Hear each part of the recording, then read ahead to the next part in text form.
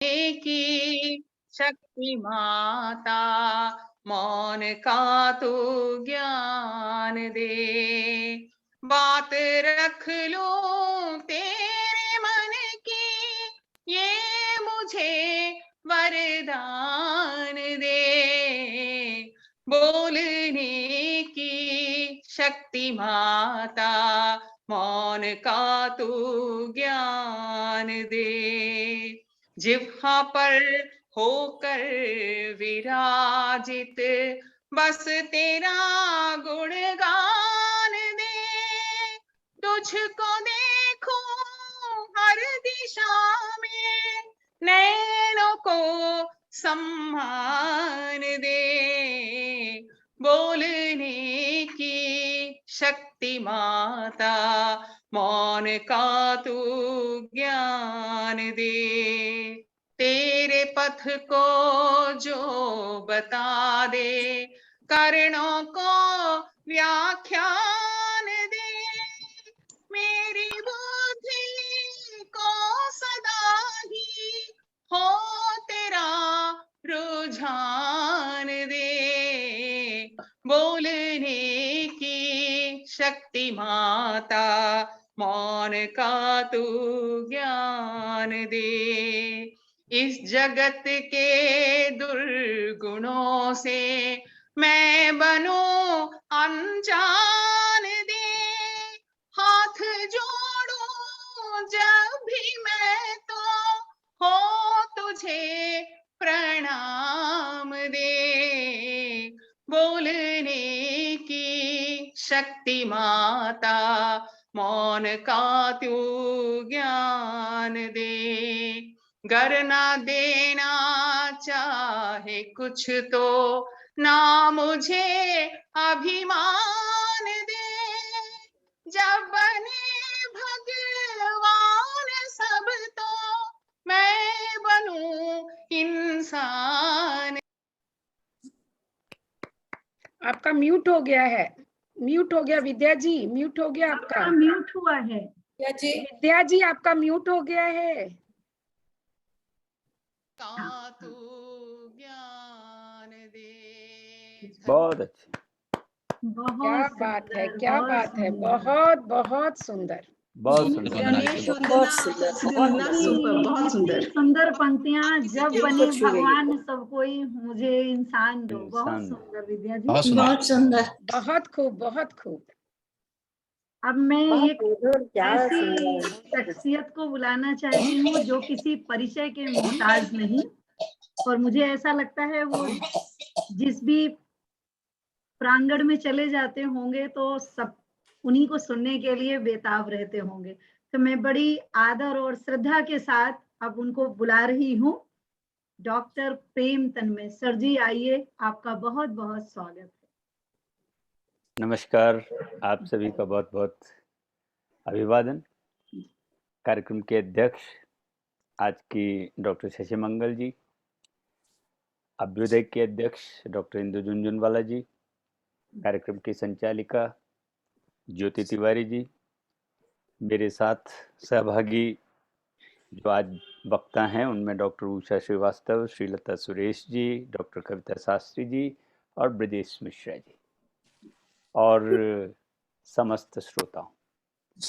कर्नाटका की शाखा द्वारा इतना सुंदर आयोजन और विषय भी आपने लगभग हम लोगों को दे दिए थे।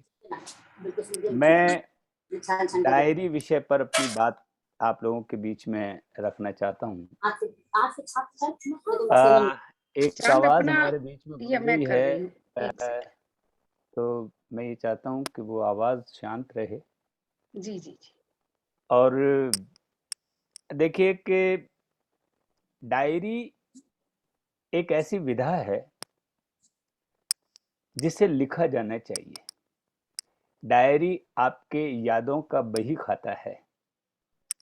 जब आप कभी पलटेंगे तो आपको बहुत सारी चीजें इसमें दिखाई और सुनाई देगी।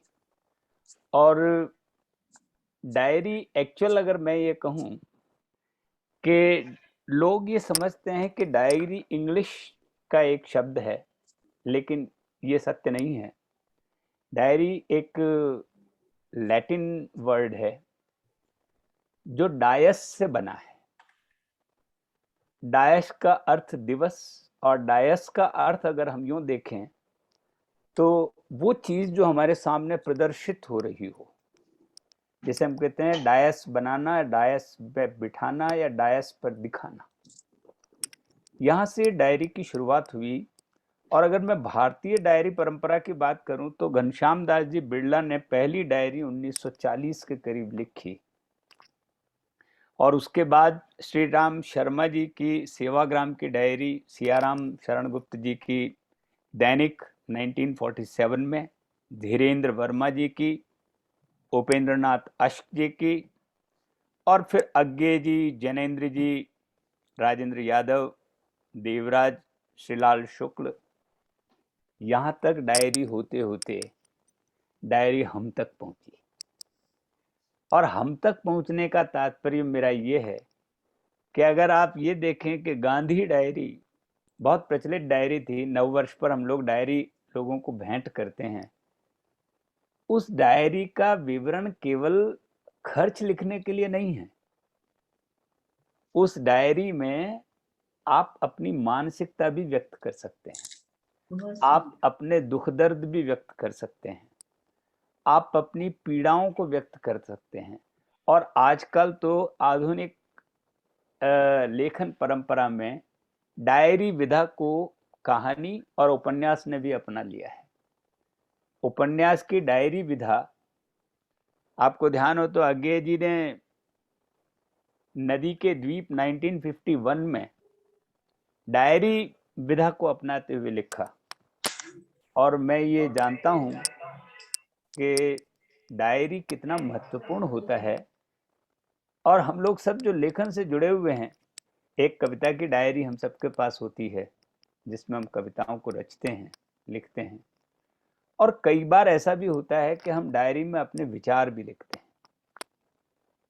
और जब हम वापस पलटते हैं इन विचारों को, तो जिस तरीके से हम एल्बम देखते समय हमारे सामने सारी यादें गुजरती है, उस तरह डायरी के पृष्ठ भी गुजरते हैं और वो घटनाएं भी हमारे जीवन के अंदर याद आने लगती है।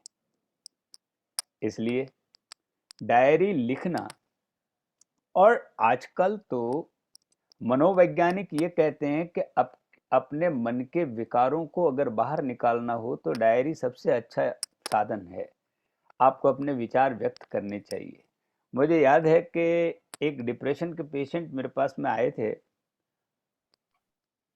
तो वो लड़की इतना डिप्रेस थी कि मैं समझ नहीं पा रहा था कि वो क्या सोचती है, उसमें डिप्रेशन के कारण क्या है।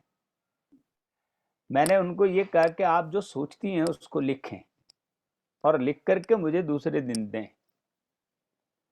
आप देखिए कि वो जब दूसरे दिन, पहले दिन उसने मुझसे बात नहीं की थी, केवल मैं ही बात कर रहा था। दूसरे दिन वो डायरी लेकर के आई, मैंने डायरी पढ़ी और तीसरे दिन उसने मुझे पूछा कि डायरी आपको कैसी लगी। इसका मतलब संवाद स्थापित हुआ और बातचीत का आरंभ हो जाना ही उस डायरी को लिखे जाने में आपके मन के व्यथाओं का चित्रण उसके अंदर होने लगा, आपकी खुशियों का चित्रण होने लगा।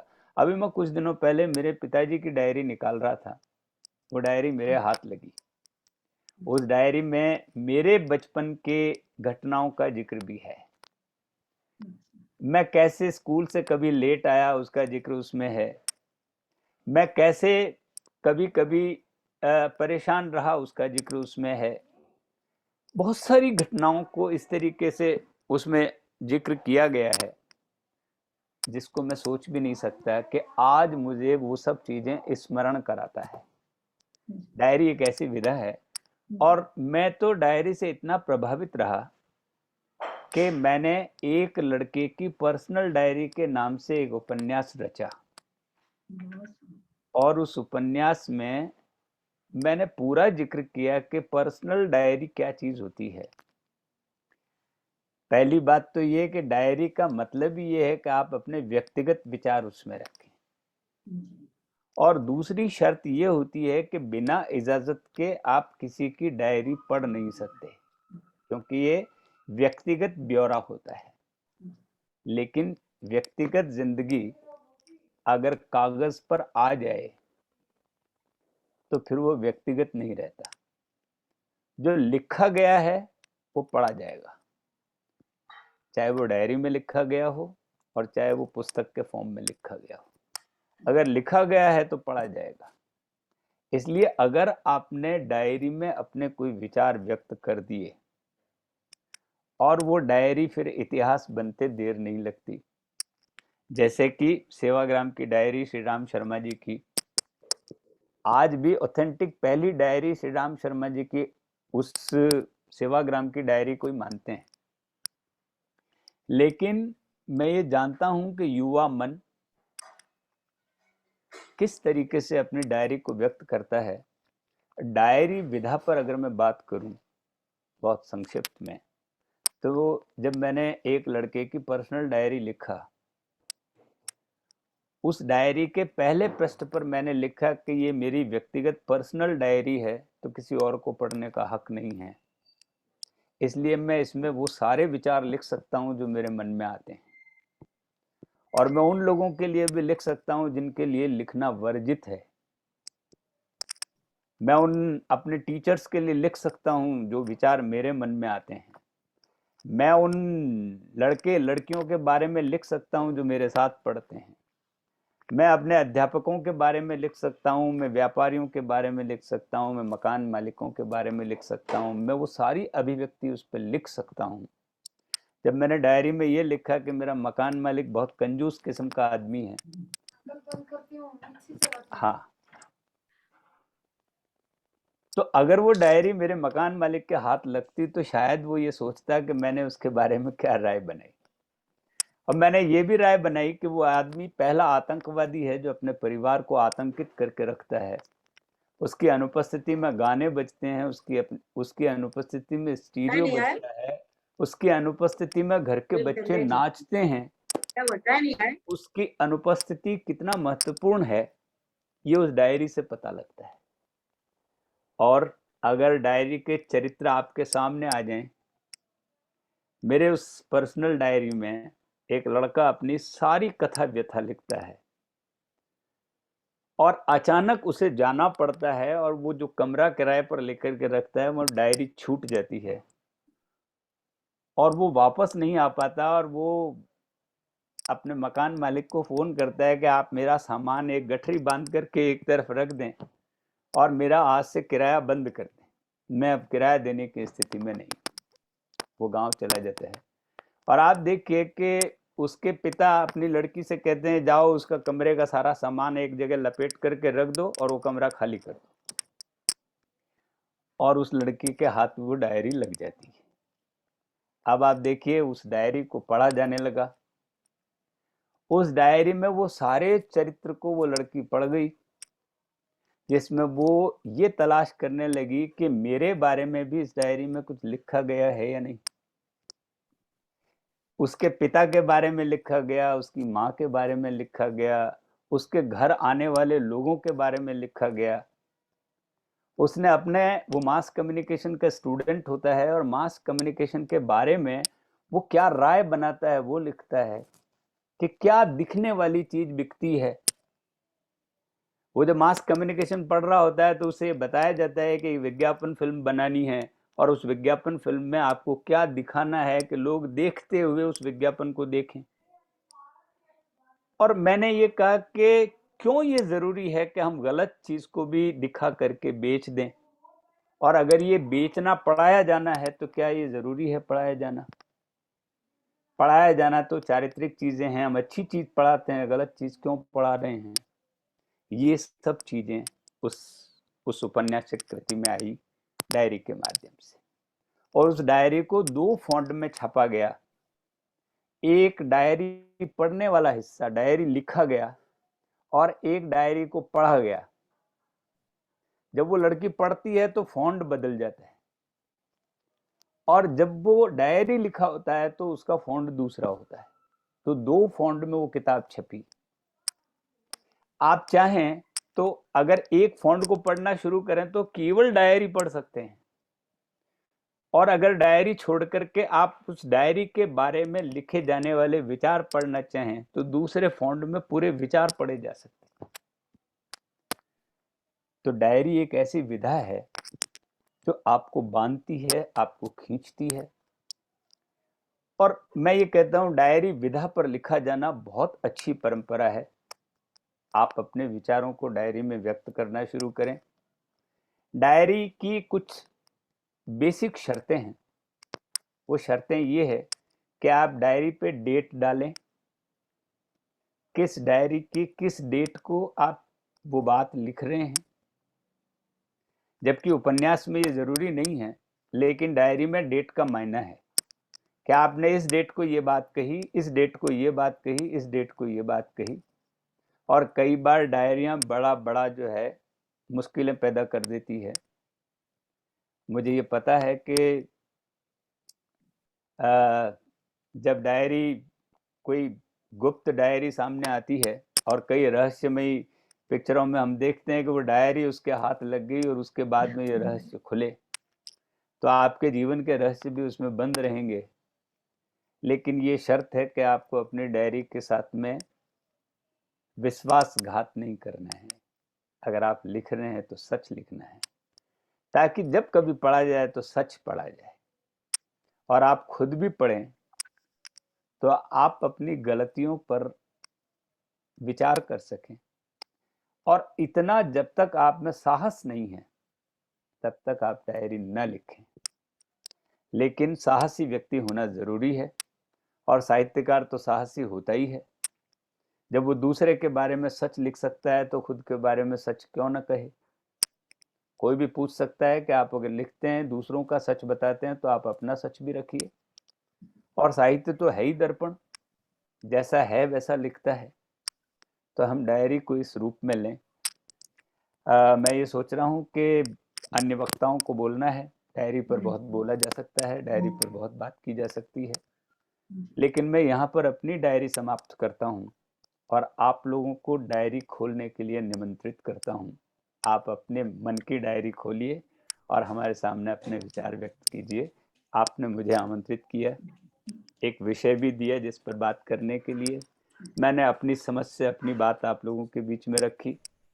आप लोग इस पर विचार करें और डायरी ज़रूर लिखना शुरू करें, ये मेरा आपसे आग्रह रहेगा।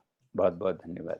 नमस्कार। आपका बहुत बहुत धन्यवाद। आपने अपने घर में देखा है, मेरे ससुर जी 1963 से लिखते हैं डायरी। तो जब पुरानी बातें पढ़िए तो बहुत मजा आता है। आजकल वो थोड़ा कम हो रहा है, लेकिन आपने बहुत सुंदर जानकारी दी। आपका बहुत बहुत आभार। अब मैं डॉक्टर इंदु झुनझुनवाला जी को बुलाना चाहती हूँ। आप आइए पटल पर और 2 शब्द कहिए। दीदी आप म्यूट हैं। इतना मिर्ची डाला आज? एक हाँ, मिनट। हाँ। काला मिर्ची बहुत डाल दिया। सभी लोग म्यूट कर लीजिए तो हाँ, अच्छा रहता है। मैं एक बार सबको म्यूट कर देती हूँ। जी जी, एक मिनट। ठीक है। हाँ, एक्चुअली मैं बीच में आप लोगों के बीच में आई हूँ। तो आपने जो डायरी की बात करी ना तन्मय जी, तो मैं कुछ लेके आई आप लोगों के लिए। अरे वाह वाह वाह वाह वाह। ये मेरी 77 की डायरियां हैं। मुझे डायरी लिखने की आदत थी शुरू से। और जब मैं 77 यानी कि मैं उस समय क्लास 9th में थी। ये मेरी उस समय की डायरी है जिसमें कि मैंने कविताएं लिखी हैं, अपने मन की बातें लिखी हैं, कुछ 1-2 कहानियां भी उस समय लिखी थी, कुछ 1-2 नाटक लिखे थे। वो सारे के सारे इसमें दर्ज हैं। और उसके बाद उसी समय जयप्रकाश नारायण जी का जो आंदोलन आप लोगों को पता होगा, तो उनके बारे में पूरा लिखा था। उनकी जयप्रकाश नारायण जी की पूरी जीवन की कथा, और साथ में जयप्रकाश जी पर कविता। जब उनका देहांत हुआ, 79 की बात है ये, जयप्रकाश नारायण एक मशाल। हाँ। डेट भी लिखा हुआ है 10/10/79। तो मैं ये आप लोगों को दिखाना चाहती थी, इसलिए मैं बीच में आ गई। और जैसा कि इन्होंने कहा कि आप डेट डालें, तो यहाँ से मेरी पुस्तक आप लोगों को दिख नहीं रही होगी, लेकिन दिख रही यहाँ है। से आप देखें कि मैंने जो पुस्तक जब ली और जब पढ़ी, ये पूरा सेक्शन उस पुस्तक का है कि कुरान मजीद मैंने 10/3/1079 को शुरू की थी पढ़ना, और जवाहरलाल की नेहरू जी की कहानी 19/1079 से। तो और उसके पहले महात्मा टॉलस्टॉय को मैंने पढ़ा था, व्हाट टू डू, मतलब एवरीथिंग व्हाट, सचिरानी गुड्डू का साहित्य दर्पण 25 जुलाई 79 में पढ़ा था, और 78 में पढ़ा था जो किताबें पढ़ी थी। मतलब पूरी डिटेलिंग आपको इस डायरी में, बाई चांस लकली मुझे ये डायरी मिल गई, ऐसा मिलता बहुत मुश्किल से है। और उसके बाद मेरी ये डायरी है जिसमें मैं कुछ पेंटिंग्स भी करती थी और अपनी कविताएं भी लिखती थी। ये 78 से लेकर के 82 तक की डायरी है मेरी, जिसमें मेरी बहुत सारी कविताएं दर्ज है, और गीता मंदिर की मैंने फोटो उस समय अपने हिसाब से बनाई थी। बहुत सुंदर। तो मैं ये आप लोगों को दिखाना चाह रही थी कि वाकई में डायरी का जो एक अपना आनंद होता है, ये मैंने पेंटिंग उस समय इस डायरी पर की थी। 78 की बात है। तो वास्तव में डायरी लिखना ना अपने आप में एक बड़ा ही आनंददायी विषय होता है, जो कि बताया। और ये देखिए मेरी डायरी और मेरा नाम दिख पा और रहे? आप इंदू जी आगे रानी भी लगाती थी। इंदू रानी जैन, और वो भी ये 11th की है। हाँ यस, 11th मैंने B। बताया ना ये, नहीं आपको 11th, हाँ 11th B, हाँ यस 82 तक की है ना, 78 से 82 तक की डायरी है मेरी। बस जबरदस्त। तो 78 में मैं चली गई थी 10th में, तो ये सॉरी 11th उस समय कहते थे ना, उस समय की है ये। तो ये पूरी डायरी जो कि उस समय मैंने जो भी पढ़ा और लिखा, खैर ये तो बहुत पुरानी बात हो गई, बस आपकी डायरी की बात से। लेकिन एक चीज और दिखाती हूँ, ये बोर्डिंग पास सहारा का, जो कि उस समय का है जबकि हम बेंगलोर आए थे, तो उसी समय की इस पे डेट डाली हुई है। तो खैर ये तो थी इस बोर्डिंग की बात। अब हम लोग ये, कभी मैं अपनी डायरियों की कहानी और उसके किस्से और कविताएं सुनाऊंगी जो मैंने उस समय लिखी थी, तो आप लोगों को थोड़ी सी मेरी कविताओं के बारे में अंदाज लगेगा कि मैं क्या लिखती थी। लेकिन आज हम लोग कर्नाटका शाखा की बात कर रहे हैं, आपने डायरी की बात की, और डायरी लिखना मुझे भी बहुत ज्यादा पसंद था। तो मैं बस एक अपना छोटा सा अनुभव कर्नाटका के बारे में आप सभी से साझा करना चाहूंगी कि आज से जब मैं बेंगलोर में आई थी 76 में, 76 सितंबर में अगस्त में मैं बेंगलोर आई थी 15 दिनों के लिए। और बेंगलोर की जो स्वच्छता थी, यहाँ की जो खूबसूरती थी, जिसे गार्डन सिटी कहा जाता था, इस शहर को देख करके इतना अच्छा लगा कि मन हुआ कि ऐसे शहर में रहना चाहिए। और ये भाग्य की बात है कि 77 में ही हम यहाँ शिफ्ट हो गए। तो भाषा के बारे में मैं बताऊं, कर्नाटका की जो भाषा थी 78 में जो यहाँ स्थिति थी कि एक भी सब्जी वाला या दूध वाला या कोई भी यहाँ की जो लेडीज थी उनको हिंदी नहीं आती थी।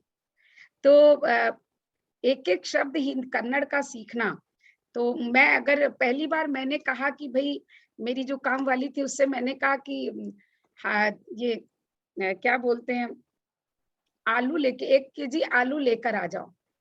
अब वो मेरे सामने 1 लीटर दूध की पैकेट लेके आ गई। अब मुझे तो पता नहीं यहाँ हालू कहते हैं, मैंने आलू का उसको हालू समझ में आया और इस तरह से वो दूध की पैकेट जो है, मुझे आलू की जगह दूध की पैकेट मिली। तो ये उस समय की बात थी। और सब्जी वाले के पास जाती थी तो मैं ऐसे बोलती थी, भाई इसको क्या बोलते हैं, तो वो भिंडी को यहाँ भिंडे काई बोलते हैं ना। तो उस समय बिल्कुल काई शब्द का अर्थ नहीं पता था। नीर तो मुझे आसान लगता था क्योंकि वो संस्कृत का शब्द था। तो फिर मैं एक अंग्रेजी की डिक्शनरी, अंग्रेजी टू हिंदी टू अंग्रेजी डिक्शनरी लिया, और अंग्रेजी की डिक्शनरी से अंग्रेजी के शब्द देख करके अपनी जो मकान मालिक की बेटी थी उसको बताती और फिर उसके नीचे लिखती थी उसको कन्नड़ में क्या कहते हैं। फिर सब्जी वाले के पास जाती थी और उसको इशारे से बोलना पड़ता था कितनी बार कि ये मुझे दे दो, तुम इसको क्या कहते हो मुझे नहीं पता। लेकिन वो बेंगलोर, मतलब कर्नाटका की बात है कि वो कर्नाटका आज ऐसा है कि कर्नाटका में अब किसी भी नए उत्तर भारतीय को ये सारी समस्याएं नहीं आती हैं। आज कर्नाटका के लोग, मतलब ज्यादातर लोग हिंदी जान गए हैं। पहले कुछ अंग्रेजी के शब्दों को वो पकड़ लेते थे, जैसे लेडीज फिंगर बोलो तो समझ लेते थे। अब होटल में जाओ, अच्छा हमने तो वो पोटैटो चिप्स, उसको क्या बोलते हैं, लेडी फिंगर क्या बोलते हैं उसको, फिंगर चिप्स। Finger chips. अब ये फिंगर चिप्स कभी जाना ही नहीं था दुनिया में, लेकिन यहाँ आकर के हमने अंग्रेजी भी थोड़ी सी सीखी, अंग्रेजी के बहुत सारे शब्द सीखे कन्नड़ सीखने के लिए, और कन्नड़ के बहुत सारे शब्द सीखे अपना दैनिक कार्य चलाने के लिए। तो वो उस कर्नाटका में हम आज रहते हैं। तो आज मैं कर्नाटका में, विद्या जी नमस्कार को क्या कहते हैं? नमस्कार। नमस्कार नहीं, वो सुभाष गलू क्या कहता है वो? सुभाषेगलु मतलब गुड विशेस, सुभाषेगलु। अच्छा, गुड विशेस के लिए बोलते हैं, शुभकामनाएं, बधाई, जिसको हम दिवाली की बधाइयां बोलते हैं ना, तो दिवाली जो हब्बद शुभाशयगलु मतलब। तो मैं आज इस कर्नाटका शाखा को शुभाशयगलु कहती हूँ, बहुत सारी शुभकामनाएं देती हूँ इस शाखा को आगे बढ़ाने के लिए। और चूंकि कर्नाटका, जैसा कि ज्योति ने कहा, हमारी कर्म स्थली है, अब ये कर्म भूमि है, तो यहाँ की भाषा, यहाँ के साहित्य, यहाँ की कला और संस्कृति सब हमारी अपनी संस्कृति है, और उसके साथ साथ हम इसको लेकर के चलें, बस यही आप लोगों से मैं चाहती हूँ। अब आप लोग अपना कार्यक्रम आगे करें। बहुत बहुत आभार दीदी। और आपकी, हम सभी को जो फेसबुक से जुड़े हैं या जो जूम से जुड़े हैं, हम सभी को एलार जने के शुभाशयगलु कर्नाटका उत्सव के लिए। तो अब मैं डॉक्टर श्रीलता सुरेश जी को मंच पर बुला रही हूँ, जो कर्नाटक के 12वीं सदी के संतों के बारे में प्रकाश डालेंगे। श्रीलता सुरेश जी, उषा रानी जी जुड़ी हैं। उषा रानी जी, आपका बहुत बहुत स्वागत है। आपका उषा रानी जी जुड़े हैं जी, चलिए। उषा रानी जी, संतोष भाऊवाला जी, आप सभी का बहुत बहुत स्वागत है। श्रीलता जी, जी हार्दिक आभार और शुभकामनाएं इंदु जी। जी धन्यवाद। धन्यवाद इंदु जी। जी श्रीलता जी। अभ्युदय अंतर्राष्ट्रीय संस्था के संस्थापक इंदु जी, हमारे अध्यक्ष शशि मंगल जी, और ज्योति तिवारी जी, प्रेम तन्मय जी, भारती राव जी, और भीम प्रकाश जी, और उषा रानी राव जी, कविता जी, और उषा श्रीवास्तव जी, और खुशबू जी, ललित प्रहलाद जी, मंजरी पांडे जी, मंजुश्री जी, संतोष जी। अरे सबके नाम की जरूरत नहीं है, आगे बढ़ सकते। हमारे पास समय की मर्यादा है 4 मिनट। और जो भी श्रोता है उन सबको मेरा नमस्कार। आज मैं कर्नाटक की हूँ, मातृभाषा कन्नड़ा है, और मुझे एक खुशी होती है कि अपने राज्य के बारे में, इतिहास के बारे में बताना अच्छा लगता है। वैसे कर्नाटक के इतिहास के पहले मैं भारत के बारे में बताना चाहती हूँ।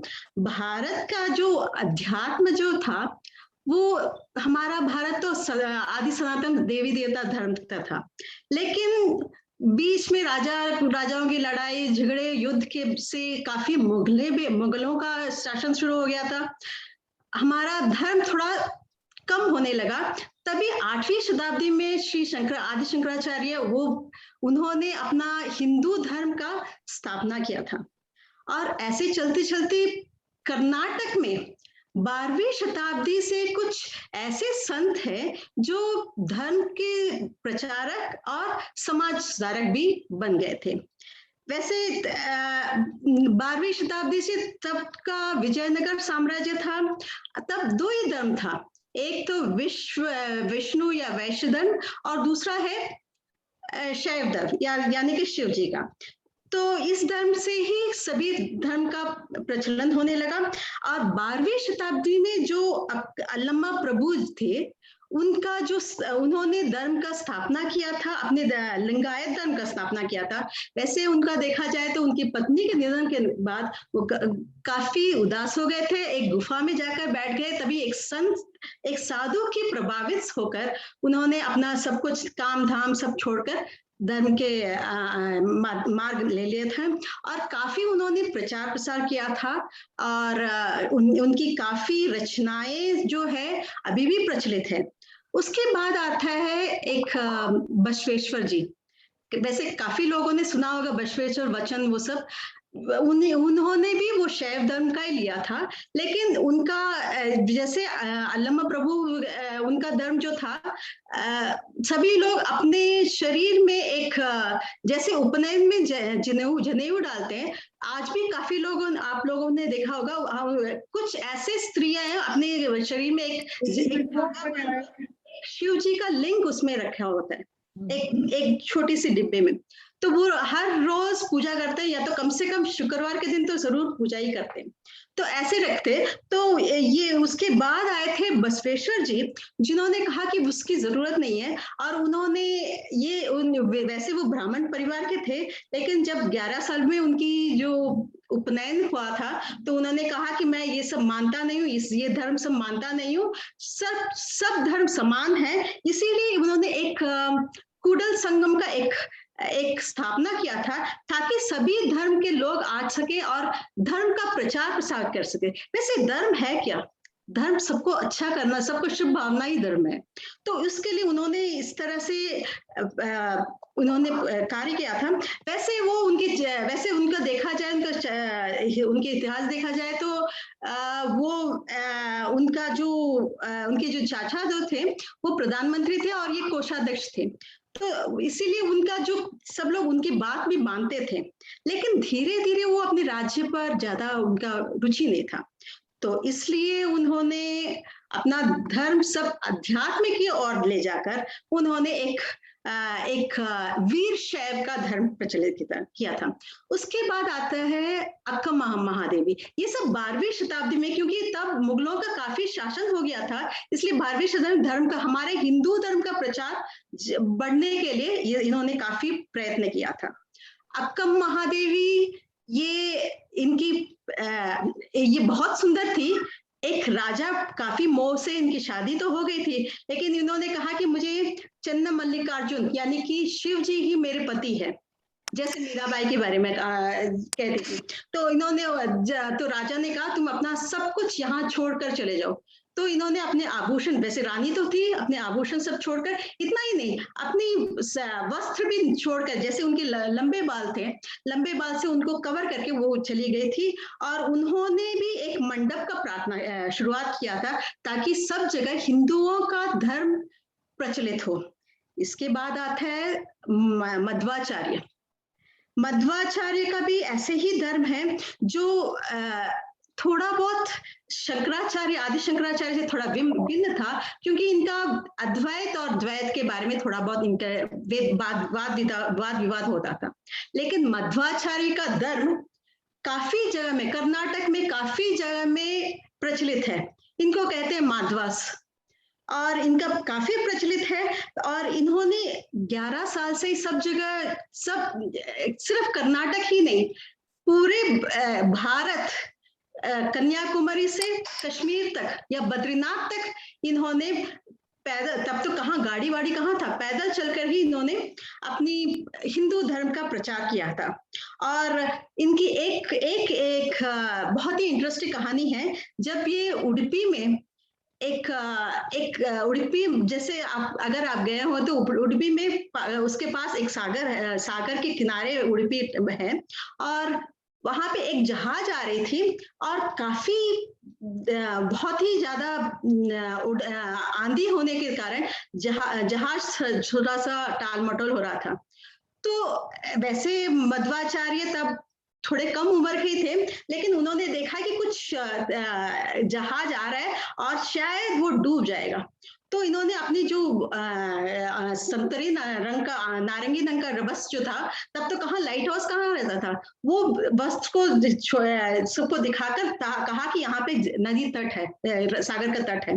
तो उन्होंने रोका और जहाज बच गया वहां पे, वहां के व्यापारी सब बहुत खुश थे और उन्होंने कहा कि आपने हमारी और हमारी व्यापार और हमारे जहाज को बचाया है, हम आपको कुछ देना चाहते हैं, हमारे जो भी हमने कमाया है आधा हिस्सा आपको देंगे।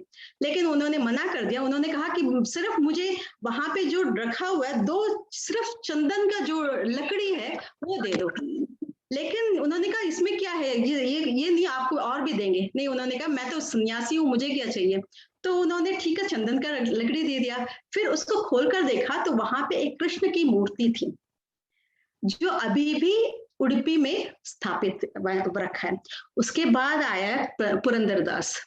पुरंदरदास भी काफी वैभवशाली के व्यक्ति थे और उन्होंने पहले तो व्यापारी थे लेकिन बहुत कंजूस भी थे। और उनकी जो पत्नी थी, उनके घर में एक ब्राह्मण आए थे, तो उनकी जो पत्नी, ब्राह्मण ने कहा कि मेरे बेटे का उपनयन होने वाला है, आप कुछ दान दक्षिणा दे दीजिए, मैं तो गरीब ब्राह्मण हूँ। लेकिन तो पुरंदरदास तो कंजूस थे, कौन देने वाला, वो भी दूसरों के लिए, मना कर दिया। लेकिन उनकी पत्नी जो सरस्वती जी जो पीछे खड़ी देख रही, सुन रही थी, उन्होंने सोचा कि बेचारा ब्राह्मण है और उपनयन करना है तो कुछ तो देना चाहिए। तो उन्होंने, जब वो वहां से चले गए तो पीछे से आकर उन्होंने अपनी नाक से जो नथ तो जो थी उनको दे दी और ठीक है दे दिया। इनको कहा कि ये बेचकर अपना पैसा ले लो और ये कर लो उपनयन के लिए। तो उन्होंने तो ठीक है वो पैसा, वो नथ इन्होंने पुरंदरदास जी के दुकान पे कहा कि मुझे ये बेचना है। तो पुरंदरदास ने देखा कि अरे ये नथ तो मेरी पत्नी की है। ठीक है, उसको वहीं पे बिठाकर कहा कि मैं इसको तिजोरी में रखकर लॉक कर देता हूँ, मैं अभी जाता हूँ, मैं 5 मिनट में आता हूँ। तो चले गए, अपने घर गए और देखा कि अपनी पत्नी के पास नाक में नथ नहीं था। तो उन्होंने कहा कि कहाँ है नथ? तो उन्होंने कहा अभी रखा है, तो दिखाओ। तो पति तो छोड़ने वाला नहीं है, उसको तो पत्नी या प्यार से ज्यादा पैसे का लालच है, पैसा का ही बहुत ही ये है। तो उन्होंने कहा ठीक है, अब मैं क्या करूं, मेरे पति तो छोड़ेंगे नहीं। तो उन्होंने ईश्वर के सामने एक कटोरे में एक विष लिया और ठीक है ईश्वर को प्रार्थना करके लेने, जैसे ही पीने लगी वो विष जो था नथ में बदल गया। ये सब देख रहे थे इनके पति। तो जब अरे इनको ये देख फिर उन्होंने कहा ये रहा मेरा पति, मैं जब नहा रही थी तो निकाल कर रखा था तो ये मिल गया। तो इनके पति ये सब देखकर आश्चर्य हो गए। तो फिर देखा कि फिर भी अपने तिजोरी में रखा है ना अपना ये जो ब्राह्मण ने जो दिया था। फिर वापस आए, देखा कि वहां पे तिजोरी में खोलकर देखा, लॉक करके देखा तो वहां पे नथ नहीं था। तब से वो बस ईश्वर को ही प्रार्थना करे, अपने धंधा वंदा सब छोड़कर, सब जो उनका संपत्ति था सब बेचकर देश में, और वैसे भी उनका कंठ बहुत ही अच्छा था तो गाना गाने में तो बहुत ही माहिर। तो इस तरह से उन्होंने 4,85,000 कीर्तन उन्होंने लिखे और सब हरि नाम पर ही। वैसे ऐसे ही है एक और 12वीं शताब्दी से थोड़ा सा 13वीं शताब्दी शुरुआत, बस उसके बाद खत्म कर दें क्योंकि श्रीलता जी थोड़ा समय का ध्यान रखिए क्योंकि सबके लिए 4-4 मिनट है और अभी बहुत लोग हैं। ठीक है लास्ट है कनकदास जी। क्योंकि कनकदास जी और माधवाचार्य का थोड़ा ये है, जब उनको मिला उसी कृष्ण के बारे में, कनकदास जी बहुत गरीब ब्राह्मण थे और इन्होंने एक सैनिक थे। एक बार ऐसे हुआ कि सैनिक, ये तो वैसे गढ़वाल के ये थे, धारवाड़ में गढ़वाल के जाति के थे, सैनिक थे, तो एक हमेशा जीतते थे। एक बार ये ऐसा हुआ कि वो युद्ध में हार गए। तो उन्होंने कहा ठीक है, इतना अपना अहम जो था वो टूट गया, अब मैं कभी इसमें नहीं आऊंगा, कभी युद्ध नहीं करूंगा। सब कुछ छोड़कर इन्होंने भजन करने लगे और ऐसे घूमते उडुपी आए। और सुना है उडुपी के बारे में, उडुपी में तो ब्राह्मण के अलावा और किसी को अंदर भी जाने नहीं देते। वैसे अभी भी देखा जाए तो तिरुपति या उडुपी में धोती पहनकर ही जाना है, ऐसे सब है। तो ब्राह्मण के, तो इन्होंने कहा मुझे जाना है, उन्होंने मना कर दिया। तो इन्होंने पूर्व पश्चिमी दिशा में जाकर कृष्ण कृष्ण के बारे में कृष्ण की गाना गाने लगे। वो ऐसा हुआ कि कृष्ण जब वहाँ पूजा हो रही थी, उसकी अलंकार कर रहे थे, वो कृष्ण इनकी भक्ति को देखकर ऐसे ही मुड़ गए इसके पश्चिम की ओर। वहां पे एक अभी भी है एक खिड़की बना हुआ है, हम सब जब भी आप जाएंगे उसी वहीं से देख सकते हैं, ना कि दरवाजे की दर्शन से। बहुत सुंदर, बहुत सुंदर। तो ये सब भक्ति भाव, ये सब धर्म के भाव 12वीं शताब्दी से शुरू हुआ और अभी भी चल रहा है। तो ये हमारे कर्नाटक का जो गौरव है उसके बारे में मैं आपके साथ शेयर करना चाहती हूँ, क्योंकि ये गौरव ये सिर्फ भक्ति भाव सिर्फ दिमाग के लिए नहीं है, ये हमारे मन के लिए भी है। जैसे हम घर का साफ करते हैं, सड़क का साफ करते हैं, वैसे ही हमें भी अपने मन को साफ करना है, वो ईश्वर की प्रार्थना से ही। इसी के साथ मैं बहुत सुंदर, बहुत सुंदर, बहुत सुंदर जानकारियां दी और बहुत इंटरेस्टिंग थी। आपसे बहुत सारी लगता है बाद में बातें इस बारे में और हमें सुननी होगी। आज तो समय की पाबंदी है। चलिए नहीं लग रहा, सुनते ही जाओ, सुनते ही जाओ। और आप बहुत अच्छा रोचकता पूर्ण से पूरा कहानी की तरह सुना रहे थे, तो बहुत बहुत और आपने बहुत सुंदर वर्णन किया। अब मैं कविता शास्त्री जी को पटल पर बुलाना चाहती हूँ। कविता शास्त्री जी, आप आइए और अपना वृतांत सुनाइए। अभ्युदय अंतर्राष्ट्रीय कर्नाटक शाखा के हिंदी पखवाड़े की इस विशेष संध्या में मुझे भाग लेते हुए बेहद खुशी हो रही है। मेरा नमन आज इस मंच से जुड़े हुए सभी दिग्गजों और प्रियजनों को मेरा सादर नमन। इंदु जी, ज्योति जी, विद्या कृष्णा जी, उषा जी और श्रीलता जी और उन सभी तन्मय जी, सभी को मेरा नमन। और उन लोगों का जिनका नाम मैं नहीं ले पा रही हूँ, उन सबको मेरा नमन। मेरा आज विषय जो मैंने चुना है वो है यात्रा वृत्तांत। तो जब यात्रा की बात होती है, अभी अभी हम यात्रा पे निकले, आप लोग हमें लेके गए एक डायरी के माध्यम से। तन्मय जी हमें एक पर्सनल जर्नी में ले गए कि हम अपने अंदर झांक रहे हैं। फिर हम पहुंचे और फिर हम निकले एक आध्यात्मिक सफर पर। अब मैं आपको लेके जाना चाहती हूँ एक ऐसी यात्रा पर जो सदियों पहले शुरू हुई, सहस्त्र वर्षों से पहले शुरू हुई। तो मुझे खोलना पड़ेगा इतिहास के उन पन्नों को, पलटना होगा उन पन्नों को समय की कगार पर जो खड़े हैं। वो समय था राजा महाराजाओं का। तब से शुरू हुआ ये सफर, यात्रा वृत्तांत का। चंद्रगुप्त मौर्य के काल की ओर मैं ले चलती हूँ। 629 एडी में जब यूनानी मेगस्थनीज आए थे चंद्रगुप्त मौर्य के टाइम पर। और चंद्रगुप्त मौर्य हम हमारे लिए बहुत परिचित हैं, क्योंकि आज भी कर्नाटक में आपको जैन के बसदी मिलेंगे। श्रवण बेलगुड़ा और जो दिगंबर जैन की शाखा है वो कर्नाटक में बहुत ज्यादा प्रचलित है। तो तब से शुरू हुआ ये सफर यात्रा का।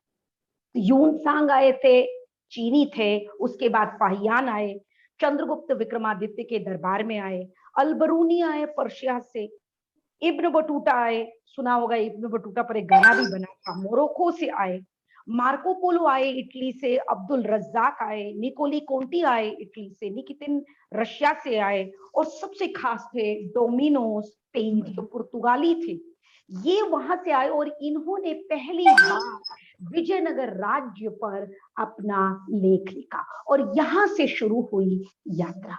यात्रा उन महान राजा महाराजाओं की उपलब्धियों की, उनके कर्म की, उनकी कर्मठता की, उन्होंने क्या किया, क्या दिया समाज को, और वहां से शुरू होता है महासागर यात्राओं का। क्या होती है यात्रा? यात्रा वृत्तांत से हम पहचान पाते हैं उस जगह के खान पान को, वहां की तहजीब को, वहां के आचार विचार को, वहां की संस्कृति को, वहां के संगीत और नृत्य को। वहां कितना कुछ ज्ञान है, और ये सारा ज्ञान हमें मिला है इन यात्रा वृत्तांतों के द्वारा। तो चलिए चलते हैं 20वीं शताब्दी में। तो मैं आपको लेके चल रही हूँ इतने महान जो कि यात्री हुए हैं और जो हमें छोड़ गए इतना सारा वृत्तांत, जिस पर खड़ा है आज इतिहास। जिसको हम स्कूलों में पढ़ते हैं, वो सारा इतिहास खड़ा है बलबूते पर इन ऐतिहासिक और इन यात्रा वृत्तांतों पर। तो 20वीं शताब्दी में जो नाम सबसे प्रमुख है हिंदी साहित्य का, वो ऐसा दिग्गज जिसका नाम मैं लेना चाहूंगी राहुल संस्कृतायन, जिन्होंने यात्रा जगत के जिन्हें हम जनक मानते हैं, विश्व भर में उन्होंने यात्रा की और उस यात्रा का उल्लेख हमारे लिए छोड़ रखा है। वोल्गा से गंगा तक, तिब्बत की यात्रा, लद्दाख की यात्रा और ऐसे बहुत सारे यात्रा वृतांत वो हमारे लिए छोड़ गए। तो ये था हिंदी साहित्य में और यात्राओं का ये सिलसिला। चलिए मैं आपको देश से, विदेश से, देश से फिर ले चलती हूँ कर्नाटक की इस पावन राज्य में। तो सबसे पहला जो नाम मैं लेना चाहूंगी वो है डेल्फा मर्फी का। She was an Irish woman, Irish traveller थी। उनको जब 10-11 साल की थी तो उनके माँ बाप ने उन्हें एक साइकिल जो है तोहफे में दी, और वो भी सेकेंड हैंड साइकिल थी। तो वो अपना जो है वो सेकेंड हैंड साइकिल से चल पड़ी यात्रा पर, और उन्होंने पूरे भारतवर्ष में यात्रा की। 1965 में लिखी गई ये यात्रा वृतांत को कहा जाता है on a shoe string budget. तो ये on a shoe string budget Coorg के बारे में लिखी गई एक बहुत ही खूब, बहुत ही वेल रिटन ट्रैवलॉग है। इसके बाद चलते हैं आर के नारायण पर। आर के नारायण एक बहुत बड़े इंग्लिश लिटरेटर हैं, जिन्होंने बहुत सारी उनकी कहानियों के फिल्म भी बने, उनके नॉवेल्स के भी फिल्म बने। उन्होंने एक किताब लिखी द एमराल्ड रूट, एमराल्ड यानी कि पन्ना। तो इस यात्रा को हमारे सुपुर्द किया गया, कर्नाटक की सरकार ने इसको कमीशन किया है। तो आज भी अगर कर्नाटक का आप के संस्कृति के बारे में जानना चाहते हैं, वहां के साहित्य के बारे में जानना चाहते हैं, तो इस वृतांत को आपको पढ़ना पड़ेगा, the Emerald Route by R K Narayan. तो यहाँ पर वो छोड़ गए हमारे लिए इतिहास की एक बहुत ही खूबसूरत कह सकते हैं धरोहर हमारे समक्ष कर गए हैं। चलिए मैं आपको और ले चलती हूँ कर्नाटक के उन महान साहित्यकारों ने जिन्होंने यात्रा वृत्तांत की ओर अपना पदार्पण किया। वो थे ज्ञानपीठ से पुरस्कार से पुरस्कृत वी.के. गोकाक, जिन्होंने लिखी समुद्र आचे इन्ना। तो ये 7 समुद्रों को पार करके लिखी गई ये गाथा है, ये वृतांत है, जो कि वो अमेरिका गए तो उस यात्रा के अनुभवों को उन्होंने इसमें लिखा है। इसके अलावा मैसूर परवसना कथे, ये भी एक वृतांत है जिसमें कि यात्रा के बारे में लिखा गया है। इसके अलावा नदीन प्रवासा कथे, ये भी एक बहुत अच्छा यात्रा वृतांत है। इसके अलावा मैं आपका ध्यान आकृष्ट करना चाहती हूँ कामत मेमोरियल लाइब्रेरी की ओर। ये एक ऐसा ग्रंथालय है जिसमें हर तरह के यात्रा से संबंधित सारे वृतांत हुए, कथा हुई, कहानी हुई, जो भी कुछ डॉक्यूमेंट हुआ है, travelogue, guide books, diaries, travel diaries, ये सब यहाँ उपलब्ध है। और इसको किया है, इसका जो संचालन देखती हैं GS वाग्देवी जी। तो जो भी कर्नाटक के यात्रा वृत्तांत से अपना सरोबार करना चाहते हैं वो कामत मेमोरियल लाइब्रेरी जा सकते हैं। इसके अलावा अलमारी अंडमान मत्तु महानदी नाई, ये एक खास यात्रा वृत्तांत है जिसको लिखा है पूर्णचंद्र तेजस्वी ने, जो कि कुवेंपु के सुपुत्र थे। कुवेंपु बहुत बड़े कवि हैं और लेखककार हैं कर्नाटक के, जिनका नाम जो है स्वर्ण अक्षरों में लिया जाता है। तो उन्होंने पश्चिमी घाट पर भी लिखा, बहुत कुछ लिखा है। इसके अलावा एक और नाम जो मेरे जहन में आता है वो है नेमी चंद्रा। ये एक औरत है, ये एक साइंटिस्ट है, इंजीनियर है, एक वैज्ञानिक होकर, शाकाहारी होकर ये जो है कम से कम 100 देशों की यात्रा करके इन्होंने कन्नड़ा में इसका वृत्तांत लिखा है। और ताज्जुब की बात देखिए, इतना सब कुछ यात्रा वृत्तांत होने के बावजूद भी हिंदी में कुछ भी अनुवादित नहीं है, तो कितना कार्य है आप खुद समझ सकते हैं। इसके अलावा प्रवासी कंड इंडिया, हिमालय सन्निधि, ये बहुत बड़े बड़े अच्छे लिखे हुए यात्रा वृत्तांत है। इसके अलावा एस.एल. भैरप्पा जो थे, बहुत बड़े लेखक हैं, बहुत उम्दा लिखते हैं। 2000 पृष्ठ की उनकी महाभारत का जो विश्लेषण उन्होंने किया है, उसको हर एक को पढ़ना पड़ेगा, उसको कहते हैं पर्वा। इसके अलावा उन्होंने अनावरण लिखी, जो कि आवरणा लिखी, जो एक बहुत ही कंट्रोवर्शियल ग्रंथ बना। बहुत रेफरेंस देते हैं, जब भी वो लिखते हैं तो मौन में चले जाते हैं, ऐसा कहते हैं। तो उन्होंने भी यात्रा वृत्तांत लिखा है। तो जिसको भी लिखने की ललक हो तो उसे चुनना चाहिए यात्रा वृत्तांत, और उसे चुनना चाहिए कर्नाटक को। पूछिए क्यों? क्योंकि कर्नाटक में जंगल भी है, बहुत बड़े नेशनल पार्क्स भी हैं, बीच भी है। आप उधर मुर्डेश्वर, गोकर्णा और उधर पूरा सालिग्राम चले जाइए तो सालिग्राम जैसा बीच ही नहीं है दुनिया में, मुझे लगता है। इतना खूबसूरत सफेद बीच है, जो आपको वही सफेद बीच जो आपको समुद्री नमक जैसा आपको जैसलमेर में ढोर्दो में मिलेगा, तो वैसी अच्छी खूबसूरत भूमि है हमारी कर्नाटक की भूमि। और यहाँ पर अभी एक और विषय पर मैं ध्यान आकर्षित करना चाहूंगी कि आजकल यात्रा का एक तरह का प्रैक्टिस चला है। People are going for lot of trips and travels. आप देखते हैं बहुत ज्यादा लोग ट्रैवल कर रहे हैं। जरा सा 2 दिन का वक्त क्या मिला तो लोग भागना चाहते हैं, कार ले लिया, गाड़ी ले ली, ट्रेन में बुक कर दिया, एरोप्लेन में चले गए, जैसे भी जा रहे हैं। तो आज ट्रैवल ब्लॉग्स शुरू हो गए हैं। तो ट्रैवल ब्लॉग्स वो हैं कि यात्रा के संबंधित सारे आपको उसमें मिल जाएगा। तो एक बहुत खूबसूरत ट्रैवल ब्लॉग है जिसको कहते हैं मुसाफिर हूं यारो। तो ये गाना आपको याद आ जाएगा, मुसाफिर हूं यारो। तो यहाँ पर भी आपको सारा जो यात्रा का संबंधित विषय है वो मिलेगा। दक्षिण भारत की यात्रा भी एक बहुत ही उम्दा जो है ट्रैवल ब्लॉग है, जिसपे बहुत कुछ आपको मिलेगा। इसके अलावा एक और विषय मैं बोलना चाहूंगी, वो है विलियम डैलरिम्पल का नाम। William Dalrymple one of the very great English writers हैं, जिसको मैं कहती हूँ वन ऑफ द फैंस कह सकते हैं ना, वो ऐसे लेखक हैं। तो उन्होंने एक किताब लिखी है 9 लाइफ, जिसमें उन्होंने आध्यात्मिक सफर को तय किया है 9 महान आत्माओं का। तो उसमें एक आती है देवदासी, यल्लम्मा की उपासक है वो कर्नाटक में जो है इट इज सेट इन कर्नाटक। तो ये पूरा जो आप देखते हो ये 9 लाइव्स, उसके अंदर भी एक सफर है, एक यात्रा है, जिसको विलियम डैलरिम्पल ने कवर किया। इसके अलावा हम जब यात्रा बोलते हैं तो यात्रा का मतलब ये नहीं कि आप एक जगह देख लिए आ गए। मैसूर गए तो वहां का भाई पैलेस देख लिया, वहां चामुंडी बेट्टा है जहाँ पे देवी का मंदिर है, वहां दर्शन कर लिए, हो लिए, आ गए। नहीं, मैसूर का मतलब है वहां की संस्कृति को जानना। दशहरे में आप जाएंगे तो आपको वहां पे हर तरह की सज्जा मिलेगी, सारे जो गुड़िया है वो रखा होगा। इसके अलावा जब आप किसी जगह को जाएं जहां भी यात्रा वृत्तांत लिखना चाहें तो उसका मतलब है वहां की नृत्य शैली पर जाएं, यानी कि यक्षगाना, यानी कि कुचिपुड़ी। और इसके अलावा 50 ऐसे नृत्य शैलियां कर्नाटक में आपको मिलेंगी, जैसे कि डोल्लू कुनीता।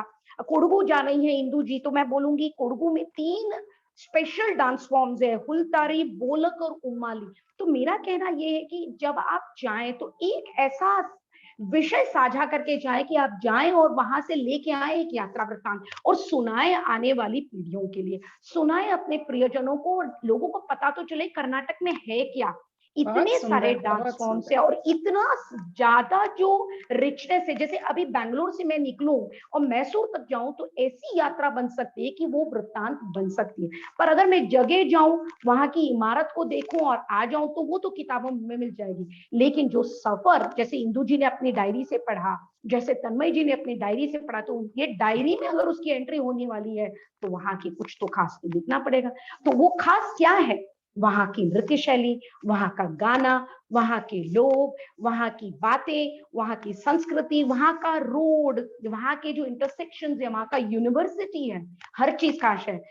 अभी उषा जी बहुत है, सुंदर कविता जी, बहुत और सुंदर। थोड़ा सा 30 सेकंड लूंगी। उषा जी है मेरी बहन, वो वहां मैसूर यूनिवर्सिटी से पढ़ी है वो, तो वहां मैसूर का जो वो यूनिवर्सिटी है, वहां का कैंपस है, हर चीज एक अनुभव है।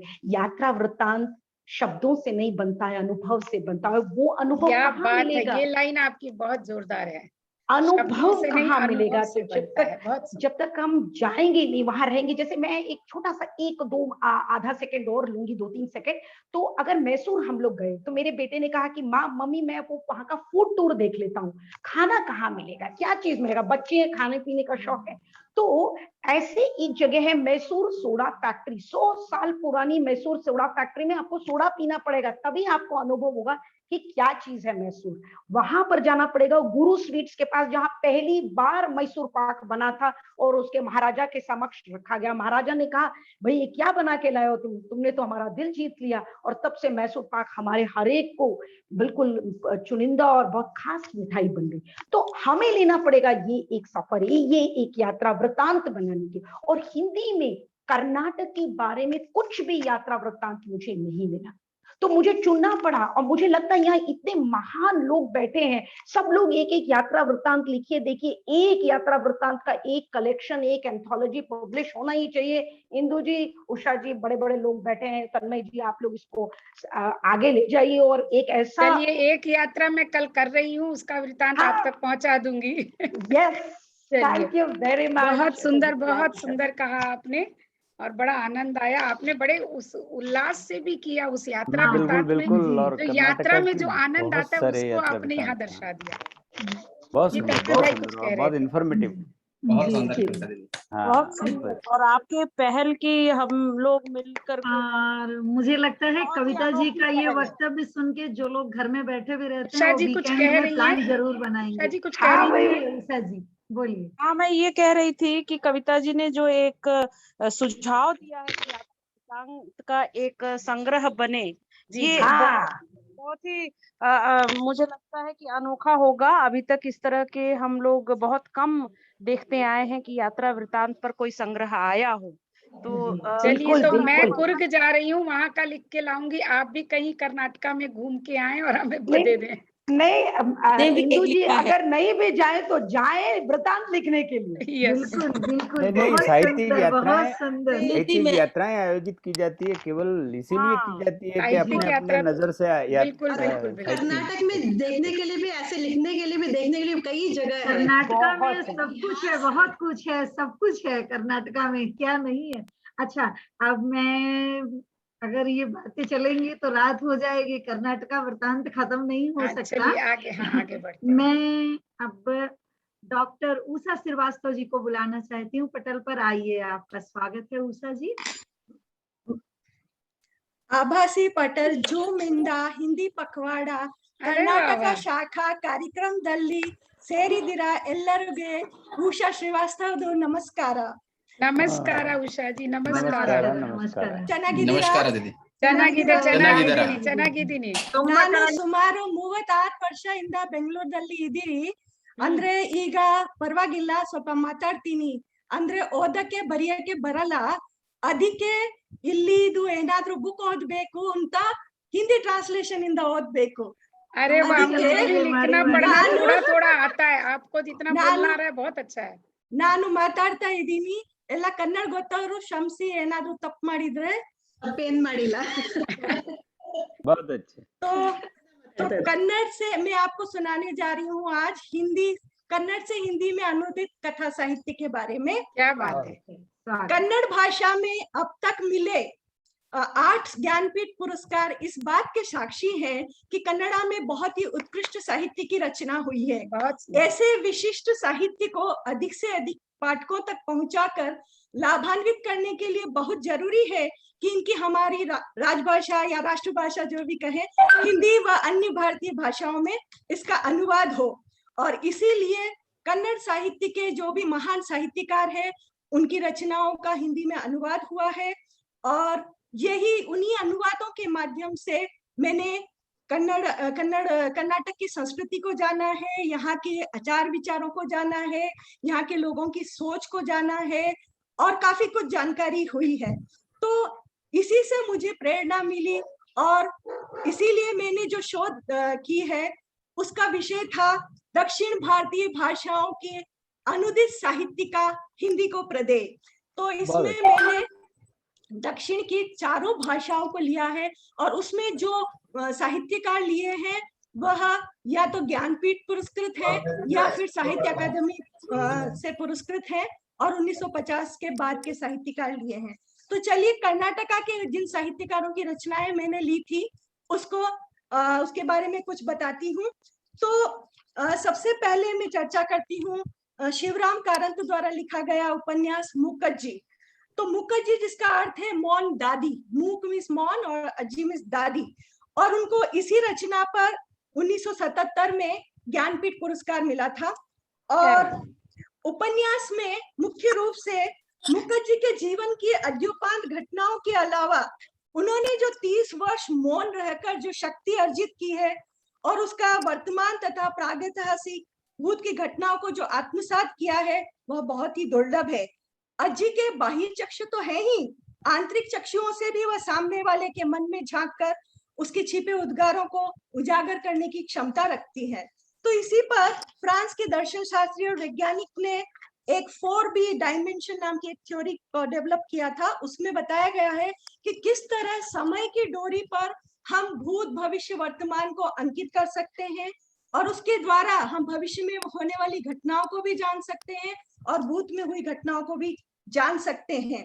तो इस तरह कहा जाता है कि मानव ही नहीं विश्व में होने वाली सभी घटनाएं इस डोरी पर चिन्हित हैं और सूक्ष्म मन से भविष्य में होने वाली घटना को हम आत्मसात कर सकते हैं, पुनः स्मरण कर सकते हैं और वहां के रीति रिवाज आदि को हम जान सकते हैं। तो मुकज्जी को यह एक विशेष जो ज्ञान हो गया था कि वह भविष्य वर्तमान और भूत को भी बता सकती थी।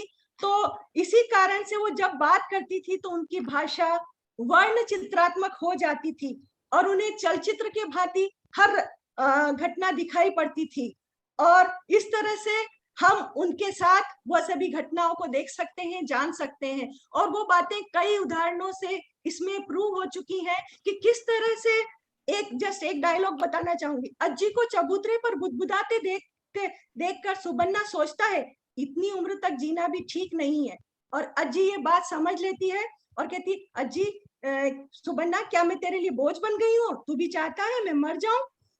और इस तरह से। और सुबन्ना कहता है जनार्दन के घर जाकर आता हूँ। तो अज्जी कहती है वहां केवल घर ही मिलेगा और वास्तव में वो जब जाता है तो वहां ताला मिलता है। तो इस तरह कई घटनाएं हैं और इसलिए उससे पता चलता है। अब मैं अगली बात लेना चाहूंगी UR अनंतमूर्ति का उपन्यास संस्कार। संस्कार जैसा हम जानते हैं कि वह प्रक्रिया है जिसके होने से कोई व्यक्ति या पदार्थ किसी कार्य के योग्य हो जाता है और संपूर्ण उपन्यास 3 भागों में बटा हुआ है और इसमें संस्कार शब्द का 64 बार प्रयोग किया गया है।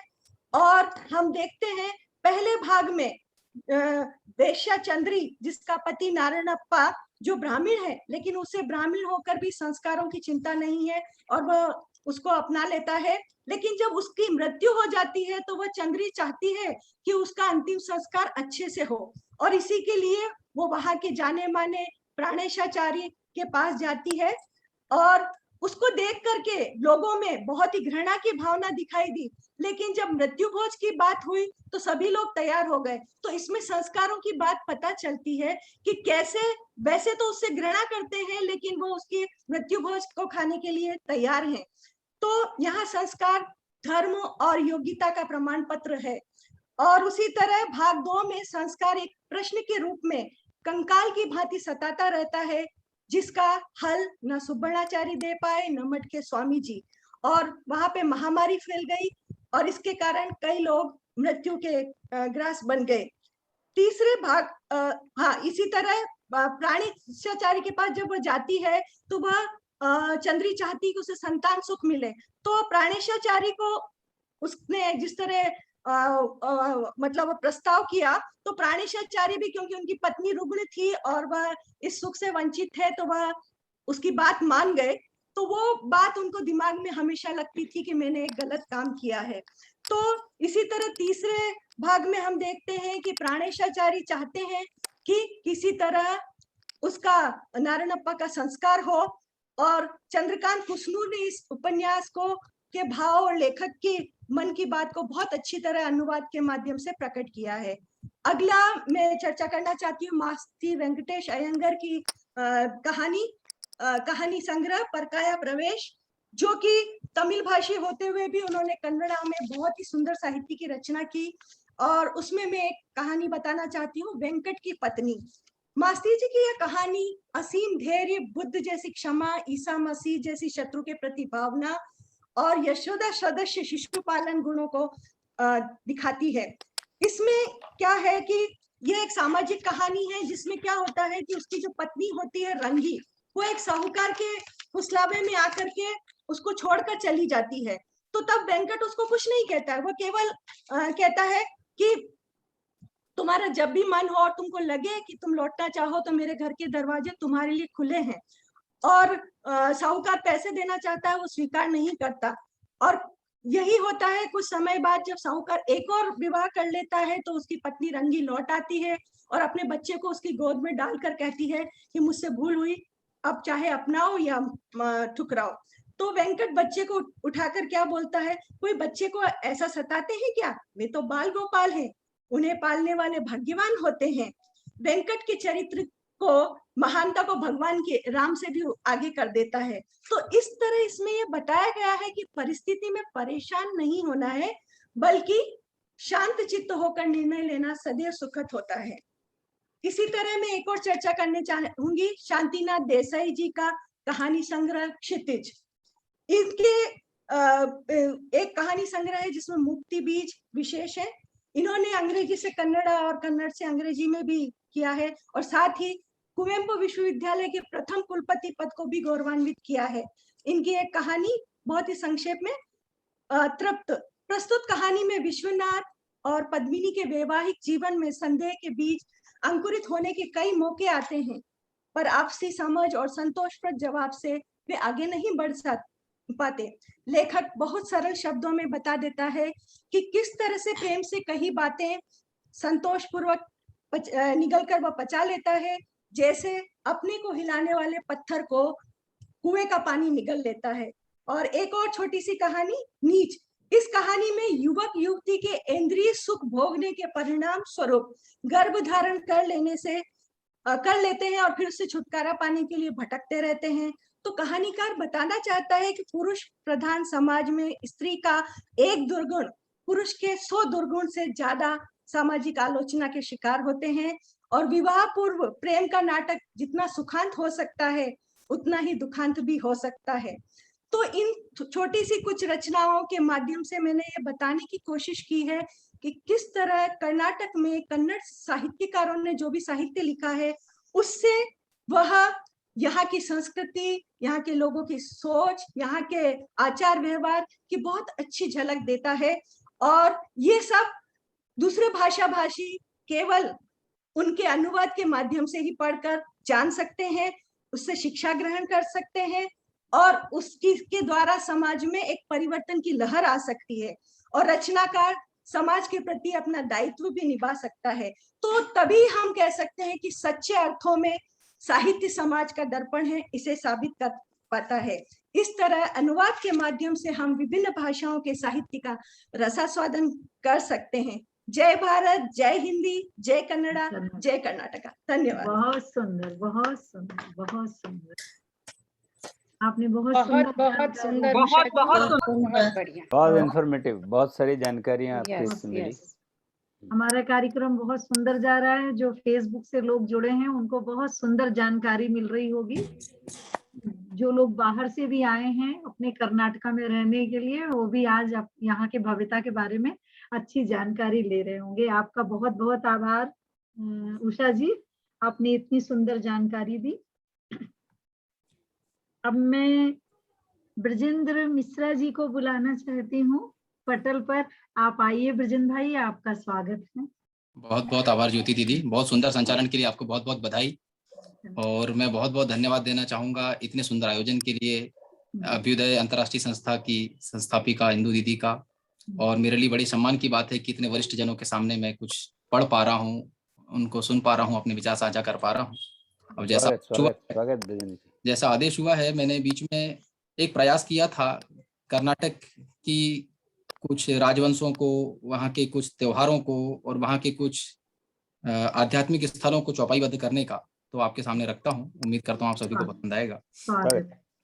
कर्नाटक इतिहास की बड़ी निराली बात, दक्षिण गौरव गान की यह अनुपम सौगात, गाथा नंद और मौर्यों की, सात वाहनों के शौर्यों की, उत्तर भारतीय प्रभुताई गंगे कदम्बों ने अधिकाई, नृप मयूर समन जग जाना, रचा कदम्बी ताना बाना, गंगा राजवंश कोलारी, चालुक्यों की गाथा न्यारी, यादव दिल्ली करे चढ़ाई, पांडे होए सलछिड़ी लड़ाई, हरिहर बुक्का का युग आया, विजयनगर साम्राज्य बसाया, कृष्ण देव राय हुए राजा, कृष्ण देव राय हुए राजा, दक्षिण दिन का डंका बाजा, वीर शिवाजी बीजापुर में, करत राज हिंद उनके उर में, मैसूर बोडियार निशानी, हैदर वाटी पू की कहानी, आंगल मैसूर युद्ध निराला, बना फिरंगी शासन हाला,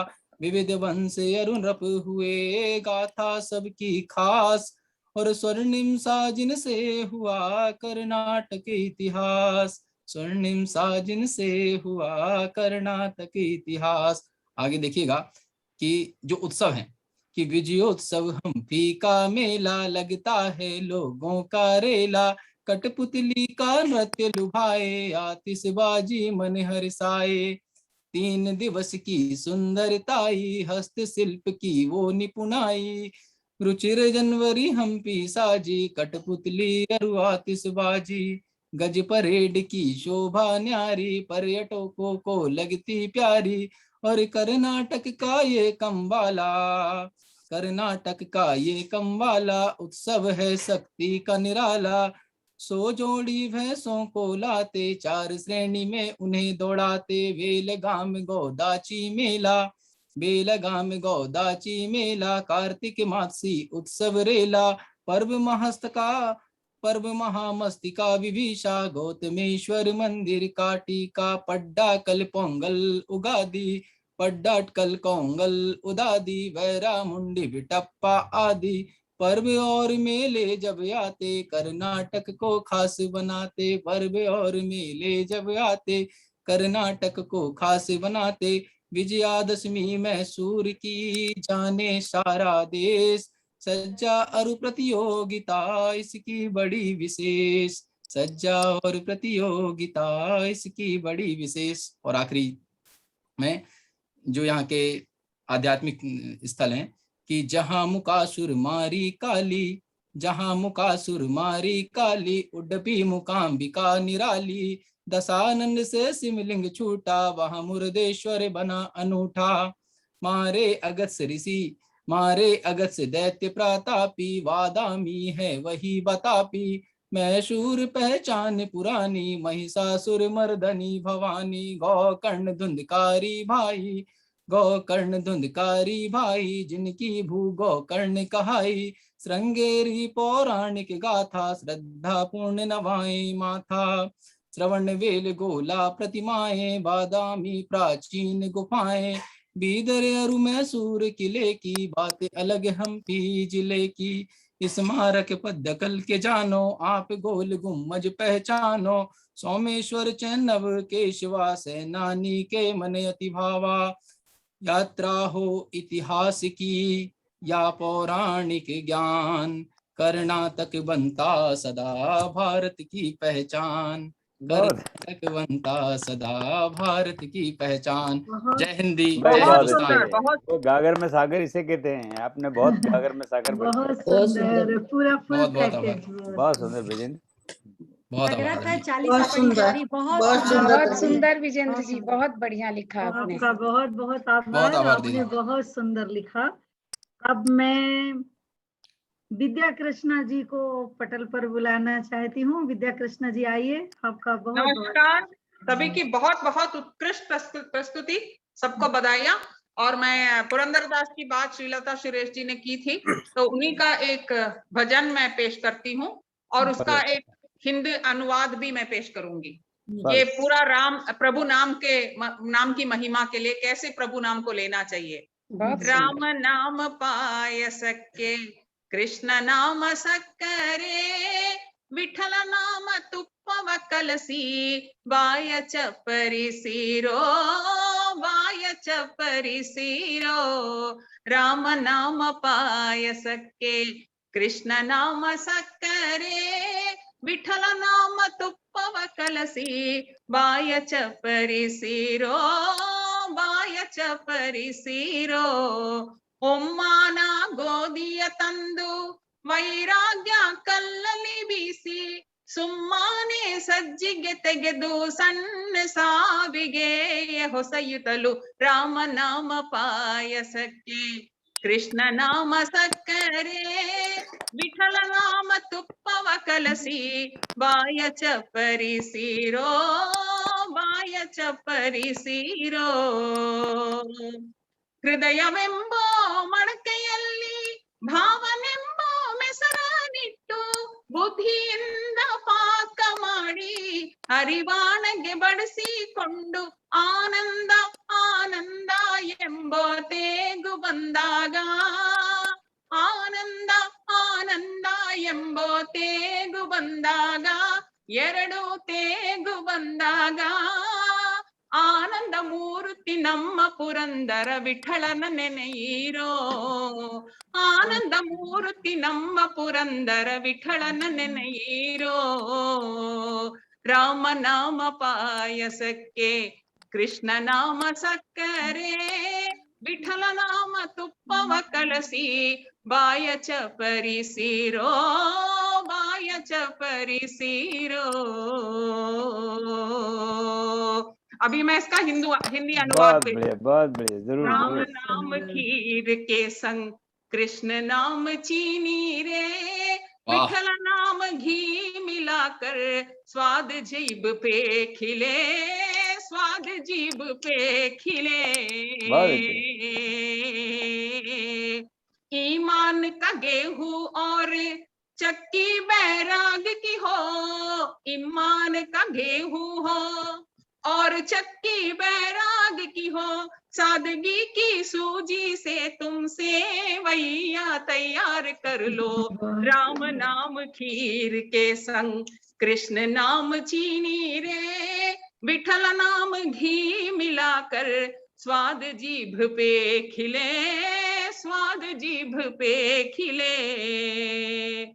मन के नाम की मटकी में भाव का तुम दूध मिलाओ, बुद्धि को कर चाशनी तुम थाली में परोसो उसको, आनंद रूपी डकार लो, आनंद रूपी डकार लो, दो डकार लो। आनंद मूर्ति विठल का तुम नाम तो जप लो रे, आनंद मूर्ति विठल का तुम नाम तो जप लो रे। राम नाम खीर के संग कृष्ण नाम चीनी रे, विठल नाम घी मिलाकर स्वाद जीभ पे खिले, स्वाद जीभ पे खिले। क्या क्या बात है, क्या बात। धन्यवाद धन्यवाद। कमाल कर दिया आपने, कमाल कर दिया। बहुत खूब, बहुत बहुत विद्या जी बहुत सुंदर। थैंक यू मैं शुरू से जुड़ी हूँ, पर अभी मैंने आपका वीडियो ऑन किया है आपको बोलने के लिए। बहुत सुंदर स्वर्णा जी, बहुत बहुत धन्यवाद। मेरा अनुवाद ठीक था ना स्वर्णा जी? अरे बहुत अच्छा, एक ओरिजिनल अनुवाद था। दोनों में सेम ओरिजिनल अनुवाद। कुछ अंतर नहीं लगा कि आप हिंदी में बोल रही हैं या कन्नड़ में बोल रही हैं। हाँ, मेरा तो ध्यान ही बाद में गया कि अरे ये तो हिंदी में बोल रही हैं आप वापस। बहुत सुंदर, बहुत पूरा पटल एकदम चाशनी में हो गया है विद्या जी, आपका बहुत बहुत और खीर से बहुत सुंदर, बहुत आभार सबका। सबको खीर। अब मैं कुछ कहना चाहूंगी इतनी देर से जो इतना प्यारा संचालन कर रही हैं ज्योति जी, अब मैं उनको आमंत्रित करती हूँ। आप भी वो कन्नड़ के जो संस्कृति है, त्योहार है, उनके बारे में हमको संक्षेप में बताएंगी। तो अगर जब तक हम संस्कृति और त्योहारों से पहचान नहीं करते, एक जगह की पहचान हो ही नहीं पाती। स्वागत है ज्योति जी आपका। आपका बहुत बहुत आभार विद्या जी। जैसा कि सभी लोगों ने बोला है, बहुत सुंदर सुंदर जानकारी दी है। जैसे प्रेम भाई ने बताया डायरी वृतांत, कविता जी ने, उषा जी ने, श्रीलता जी ने, सभी लोगों ने बहुत सुंदर, ब्रजेंद्र भाई ने। तो मैं यहाँ के त्योहार तो बहुत ही धूमधाम से मनाए जाते हैं, जिसमें उगादी है, हम्पी का फेस्टिवल है, वरमहालक्ष्मी है, गौरी हब्बा है, मकर संक्रांति है। तो त्योहार तो बहुत हैं। इसमें से जो एक बहुत ज्यादा देश विदेश में विख्यात है, अब वो नॉर्थ में भी मनाया जाता है और दक्षिण में भी मनाया जाता है, जिसमें कि मैसूर का दशहरा बहुत विख्यात है। हमारे देश विदेश के लोग सभी मैसूर का दशहरा, तो मैंने 2 टॉपिक लिए हैं, एक करगा और एक मैसूर का दशहरा। इसका जो सबसे अच्छी बात है वो बुराई पर अच्छाई की जीतती है। आप सभी को शायद पता ही होगा, कर्नाटका का पुराना नाम मैसूर था पहले, फिर बाद में कर्नाटका ये राज उत्सव के रूप में मनाया जाता है, 10 दिनों का त्योहार रहता है, सभी को पता होगा। परिवा से स्टार्ट होके और ये 10वीं को दशहरे के दिन समाप्त होता है। ये अक्सर सितंबर या अक्टूबर में आता है। इसका उत्सव मैसूर पैलेस में जुलूस निकलता है, मेला लगता है, आयोजन होता है और मैसूर शहर में इसकी भव्यता देखते ही बनती है। ये ऐसी किंवदंती है कि जब माता चामुंडेश्वरी महिषासुर राक्षस को उन्होंने वध किया था और वध करने के बाद ही इस शहर का नाम मैसूर पड़ा है। मैसूर परंपरा के अंतर्गत आप सभी के घरों में भी ये होता होगा, जब रामनवमी रहती है तो हम लोग जो अपने घर में तलवार रहते हैं, गाड़ी रहते हैं, लोहे के जो सामान रहते हैं, आयुध पूजा के नाम से जाना जाता है, तो उसकी हम सभी पूजा भी करते हैं। इसको मनाने की एक बहुत लंबी परंपरा है। वर्ष 2021 से 410वीं वर्षगांठ अभी पूरी होगी अपने ये दशहरा, जो मैसूर दशहरा की है। ये इसके सबूत बताते हैं कि 15वीं शताब्दी में विजयनगर साम्राज्य के राजाओं द्वारा कर्नाटका राज्य में ये उत्सव मनाया जाने लगा और तब से अभी तक ये परंपरा चालू है। इस उत्सव का एक विशेष आकर्षण ये रहता है, हाथियों का जो हौदा बनाते हैं और जो उसका अलंकार करते हैं, तो जो सारा देख रेख रहती है, जो वहां के राजा रहते हैं, उनके द्वारा ये सब किया जाता है। मैसूर शहर को दुल्हन की तरह सजाया जाता है और इस आयोजन को 3 दिन तक चलता है और इसको देखने के लिए देश विदेश से लाखों की संख्या में लोग आते हैं। और मुझे लगता है ये आप हमारे कर्नाटका प्रांत की एक अलग ही विशेषता, एक अलग ही छटा बताता है। तो मैं अपने आप को बहुत भाग्यशाली समझती हूँ कि मैं इस प्रांत का एक हिस्सा हूँ। अब दूसरा, मैं एक करगा के बारे में बात करना चाहती हूँ। करगा जो है ये बेंगलोर का एक बहुत पुराना पर्व भी आप बोल सकते हैं और कर्नाटका का एक पुराना लोक नृत्य है। ये लोक नृत्य ऐसा है, बहुत कम लोगों को शायद पता होगा, जो पुराने लोग हो गए, वो ये द्रौपदी को समर्पित अनुष्ठान के रूप में उत्पन्न हुआ है, जो यहाँ की शैली में दौत्रम्मा के नाम से जाना जाता है। ये पर्व पूर्णिमा के दिन मनाया जाता है। यह नृत्य कर्मा धर्मराय स्वामी मंदिर, आप युधिष्ठिर जी का भी मंदिर कह सकते हैं, प्रायः मार्च और अप्रैल के महीने में मनाया जाता है।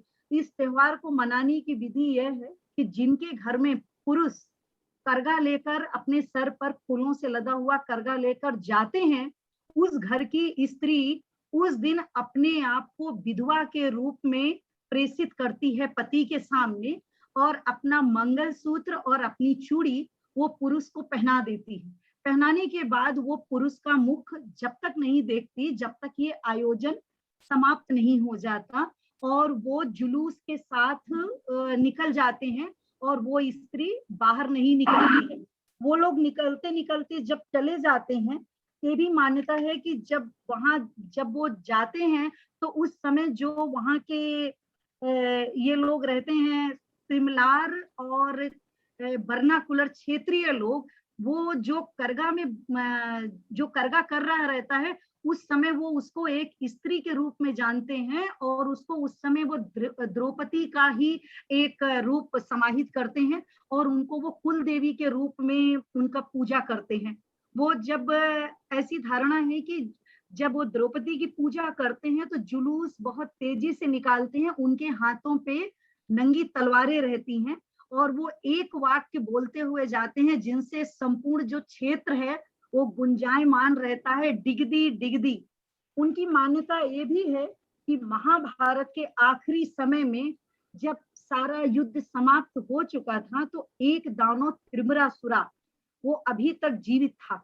उसको मारने के लिए द्रौपदी ने परम ब्रह्मा शक्ति पार्वती का रूप धारण किया था और उन्होंने एक सैन्य टुकड़ी बनाई थी जिसको वीरा कुमार का नाम दिया था। तो जब उन्होंने द्रौपदी जी ने उनका वध कर दिया वो त्रिपुरासुरा का, तो वहां के जो क्षेत्रीय लोग थे उन्होंने उनसे प्रार्थना की कि माता अब आप मुझे छोड़कर मत जाओ, यहीं आप निवास करो। तो द्रौपदी ने ये वादा किया कि मैं रुक नहीं सकती, लेकिन प्रत्येक वर्ष जब कभी भी पूर्णिमा में अपना चैत्र नवरात्र का मतलब चैत्र का जो नया साल शुरू होता है, तो पूर्णिमा के दिन मैं आऊंगी और आके आप लोगों के साथ मैं यहीं पर समाहित रहूंगी।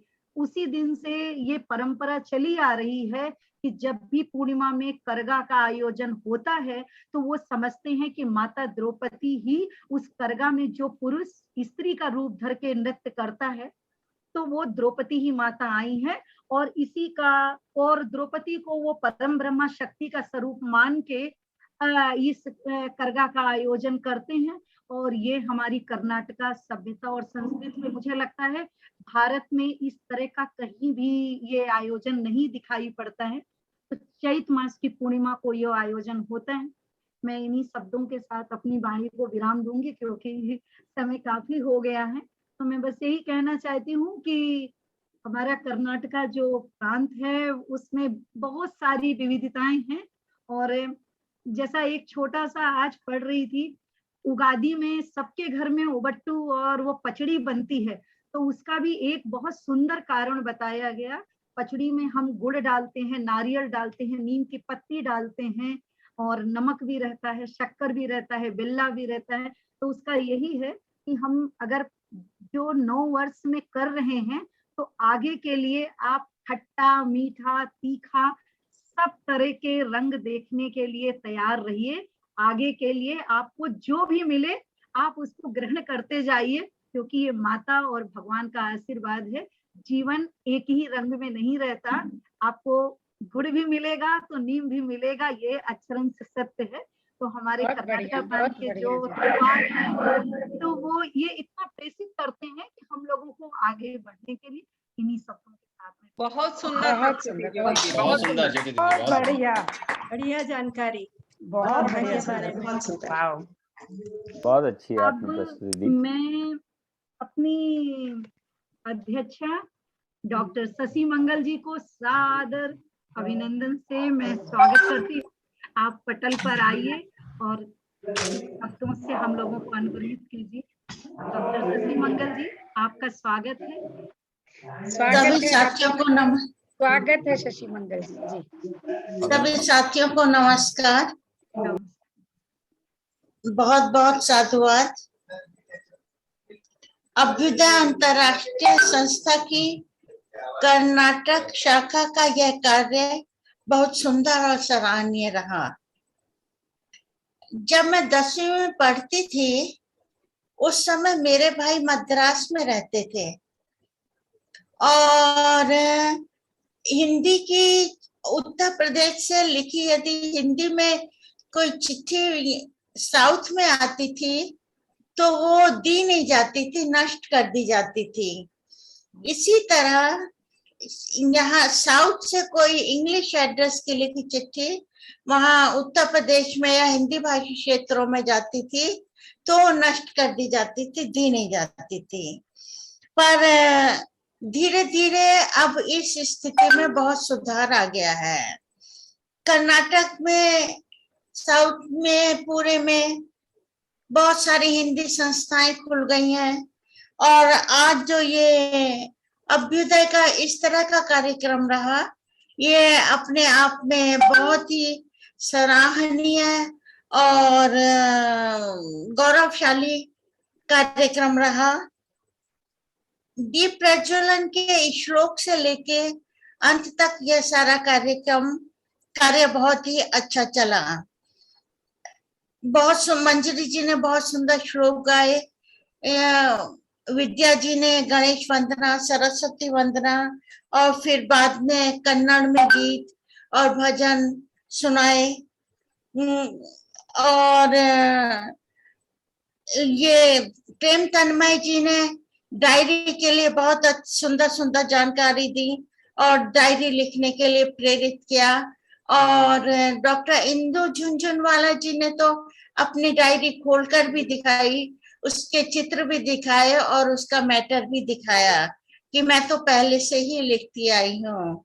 वैसे लिखती तो मैं भी पहले से आई हूँ, पर देखने को इंदु जी की मिली चित्र सहित और तारीख सहित।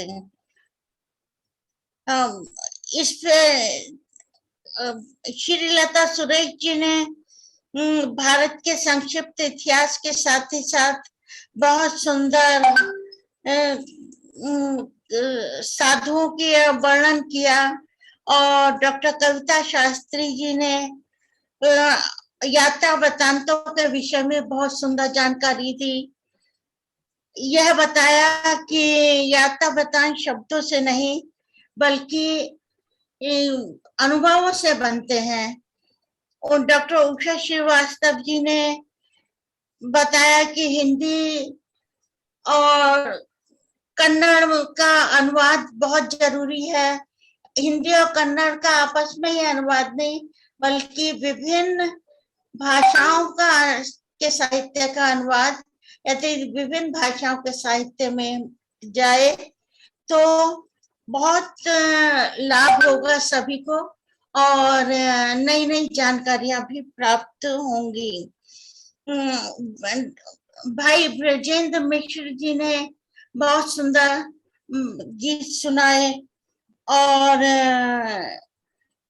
इस तरह से ये सारा की सारा कार्यक्रम बहुत अच्छा रहा। ज्योति तिवारी जी का संचालन और इंदु झुनझुनवाला जी का संगठन और उत्साह पूर्वक सारे कार्यक्रम करने और करवाने का जज्बा बहुत ही सराहनीय रहा। मैं सबको हृदय से आभारी भी हूँ और साधुवाद भी देती हूँ कि इतने सुंदर कार्यक्रम में मुझे ये स्नेह और सम्मान प्राप्त हुआ। इसकी मैं हृदय से आभारी हूँ। धन्यवाद, नमस्कार। कार्यक्रम बहुत बढ़िया। बहुत बहुत आभार शशि मंगल जी। बहुत अच्छा कार्यक्रम तो सुंदर होना ही था। मैंने तो एडवांस में कल ही आपसे आशीर्वाद ले लिया था अपने कार्यक्रम के लिए। तो एक चीज और कहना चाहूंगी कि डॉक्टर कविता जी का नाम छूट गया है। कविता जी का भी कार्यक्रम बहुत अच्छा रहा और मेरा हृदय से उन्हें भी साधुवाद। धन्यवाद। बहुत आभार, बहुत बहुत आभार पटल पर आए। अब मैं कविता शास्त्री जी को धन्यवाद ज्ञापन के लिए पटल पर बुलाना चाहती हूँ। आप आइए कविता जी।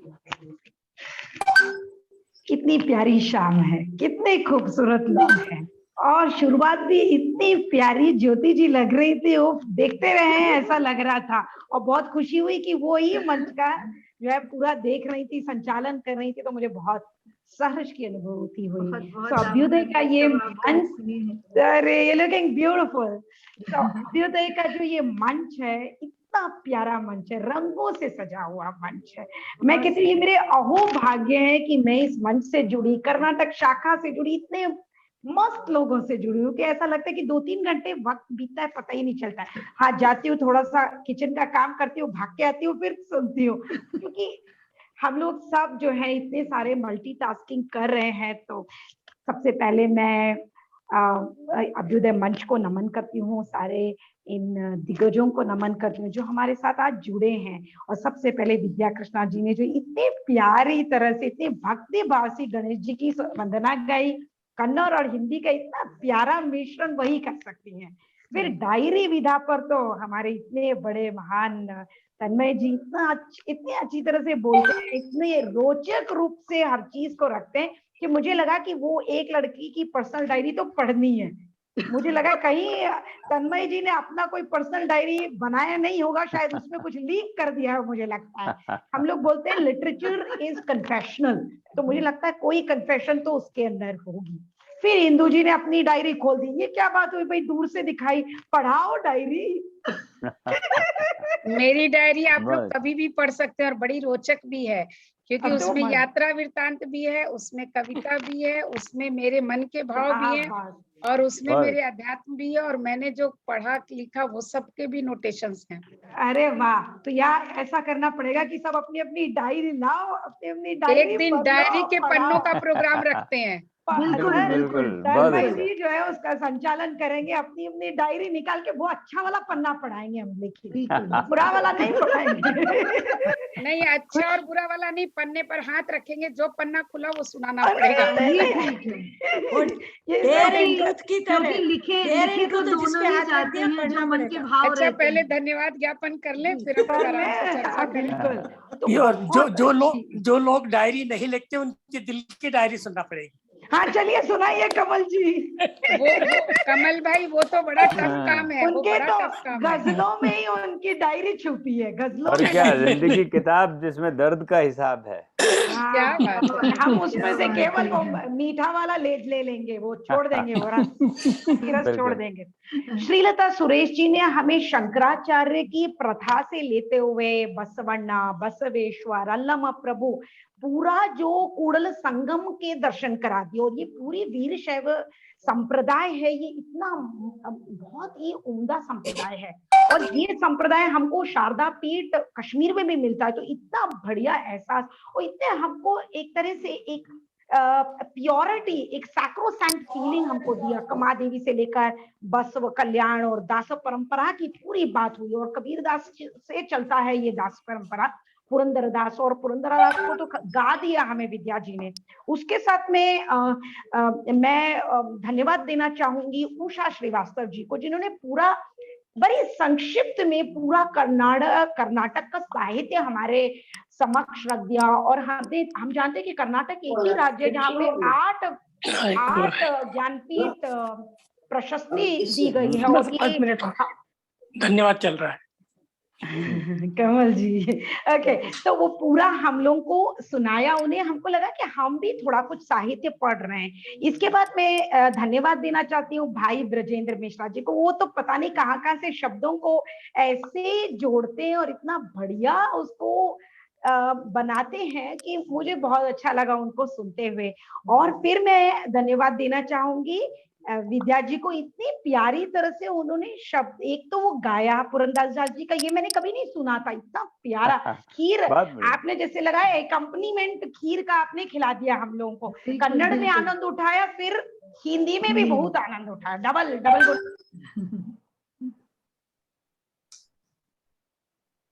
तो ज्योत जला दी, प्यारी ज्योत, कर्नाटक की ज्योत। और इतना मजा आया मैसूर को घूमते हुए आपके साथ दशहरे में, जैसे हाथ पकड़ के बच्चा जाता है ना, ऐसा लगा हमें। शब्दों से सजाया आपने इस मंच को, इतना रंगारंग कार्यक्रम, इतने रोचक प्रसंग, wow, it was just amazing. और शशि मंगल जी का आज के आशीष वचन मुझे आगे बढ़ने में, हम लोगों को सबको सहायक सिद्ध होंगे, इसी उम्मीद के साथ इंदु जी को सबसे पहले नमन की। वो जो है हमको लेके चलती हैं और हम पीछे पीछे चलते हैं, और बहुत खुशी से चलते हैं। और इतनी अच्छी जो उनकी लीडरशिप है ना, इनको कोई कर्नाटक का चीफ मिनिस्टर की अगर गद्दी खाली है, इंदु जी आप तैयार हैं? खाली कर्नाटका का बनाएंगे क्या? अरे भाई क्या अपना तो बात राज्य यही है, अपना तो यही राज्य है। तो इसके साथ में सबको तहे दिल से नमन करते हुए, कविता जी सपने बड़े देखने चाहिए। उषा जी आ गई हैं, I am so delighted. Swarna ji आ गई। इतने बड़े बड़े लोगों के सामने बोलना तो बहुत मुश्किल है। इम्प्रॉम्प्टू में बोल रही हूँ, या लिखा कुछ है, बोला कुछ है। नहीं, आपने बहुत सुंदर बोल रहे हो, बहुत बहुत बहुत सुंदर बोल रहे हो। बहुत सुंदर। और इसके साथ चलते चलते चलते चलते चलते एक छोटी सी बात कह दूं कर्नाटका के बारे में। एक जमाने में बुल टेम्पल के वहां पर नंदी का जो है, वहां पे कल्ले का हब्बा होता है। कल्ले का हब्बा अभी होता है। हाँ, अभी भी होता है। मैंने देखा है। हाँ, तो उस जमाने में हम हमेशा वहां पर जाके 1 घंटा, पता नहीं डिफरेंट की कल्ले का ही का मौका दिखता था और बहुत मजा आता था। तो मैं इनके कल्ले का ही हब्बा का एक जिक्र कर दूं, बस इतना ही। बहुत अच्छा है, बहुत बढ़िया है, मजेदार है वो। मैं एक खास बात इसको ऑफ करने के पहले कहना चाहूंगी कि जितने लोग फेसबुक से जुड़े हुए हैं उन सभी का भी बहुत बहुत धन्यवाद देती हूँ। और एक खास बात है, ममता सिन्हा जी जो कि कैलिफोर्निया से जुड़ी हुई हैं, वो एक प्रोग्राम को देखते हुए आपके हिंदी पखवाड़े में हर किसी के लिए एक एक प्रतिक्रिया लिखती जा रही है, इतनी फास्ट।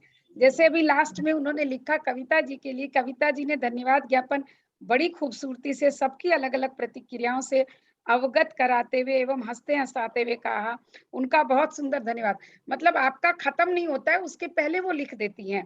डॉक्टर शशि मंगल जी ने सभी प्रतिभागियों का एक एक करके उनकी प्रतिक्रिया दी, बहुत सुंदर अभिव्यक्ति।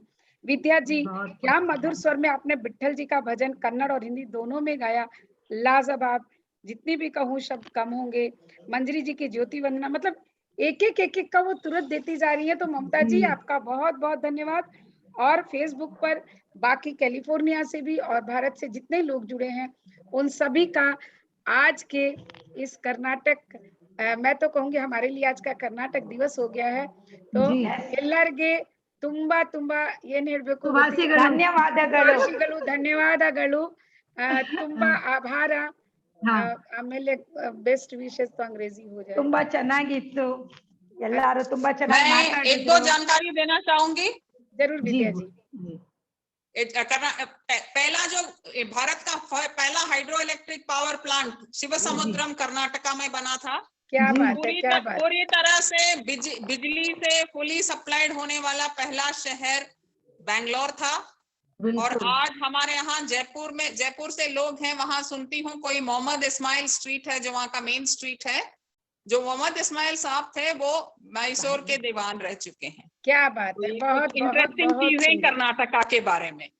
बहुत सुंदर। और इसीलिए मैं एक चीज बताऊं, हमारी जो संगीत शाखा की जो संगीता जानी जी हैं, उनके जो पेरेंट्स हैं वो मैसूर में जो मैसूर पैलेस था उसमें वो संगीतज्ञ रहे हैं, वहाँ के संगीतज्ञ रहे हैं। अरे वाह। तो चलिए, बहुत बहुत सुंदर। और सभी का फिर से एक बार धन्यवाद देते हुए आप लोगों का धन्यवाद। और मैं चाहूंगी कि ऐसी ही जानकारियों से ये कर्नाटका का पटल जो है हमेशा सजता रहे और हम कुछ न कुछ नया जानते रहें।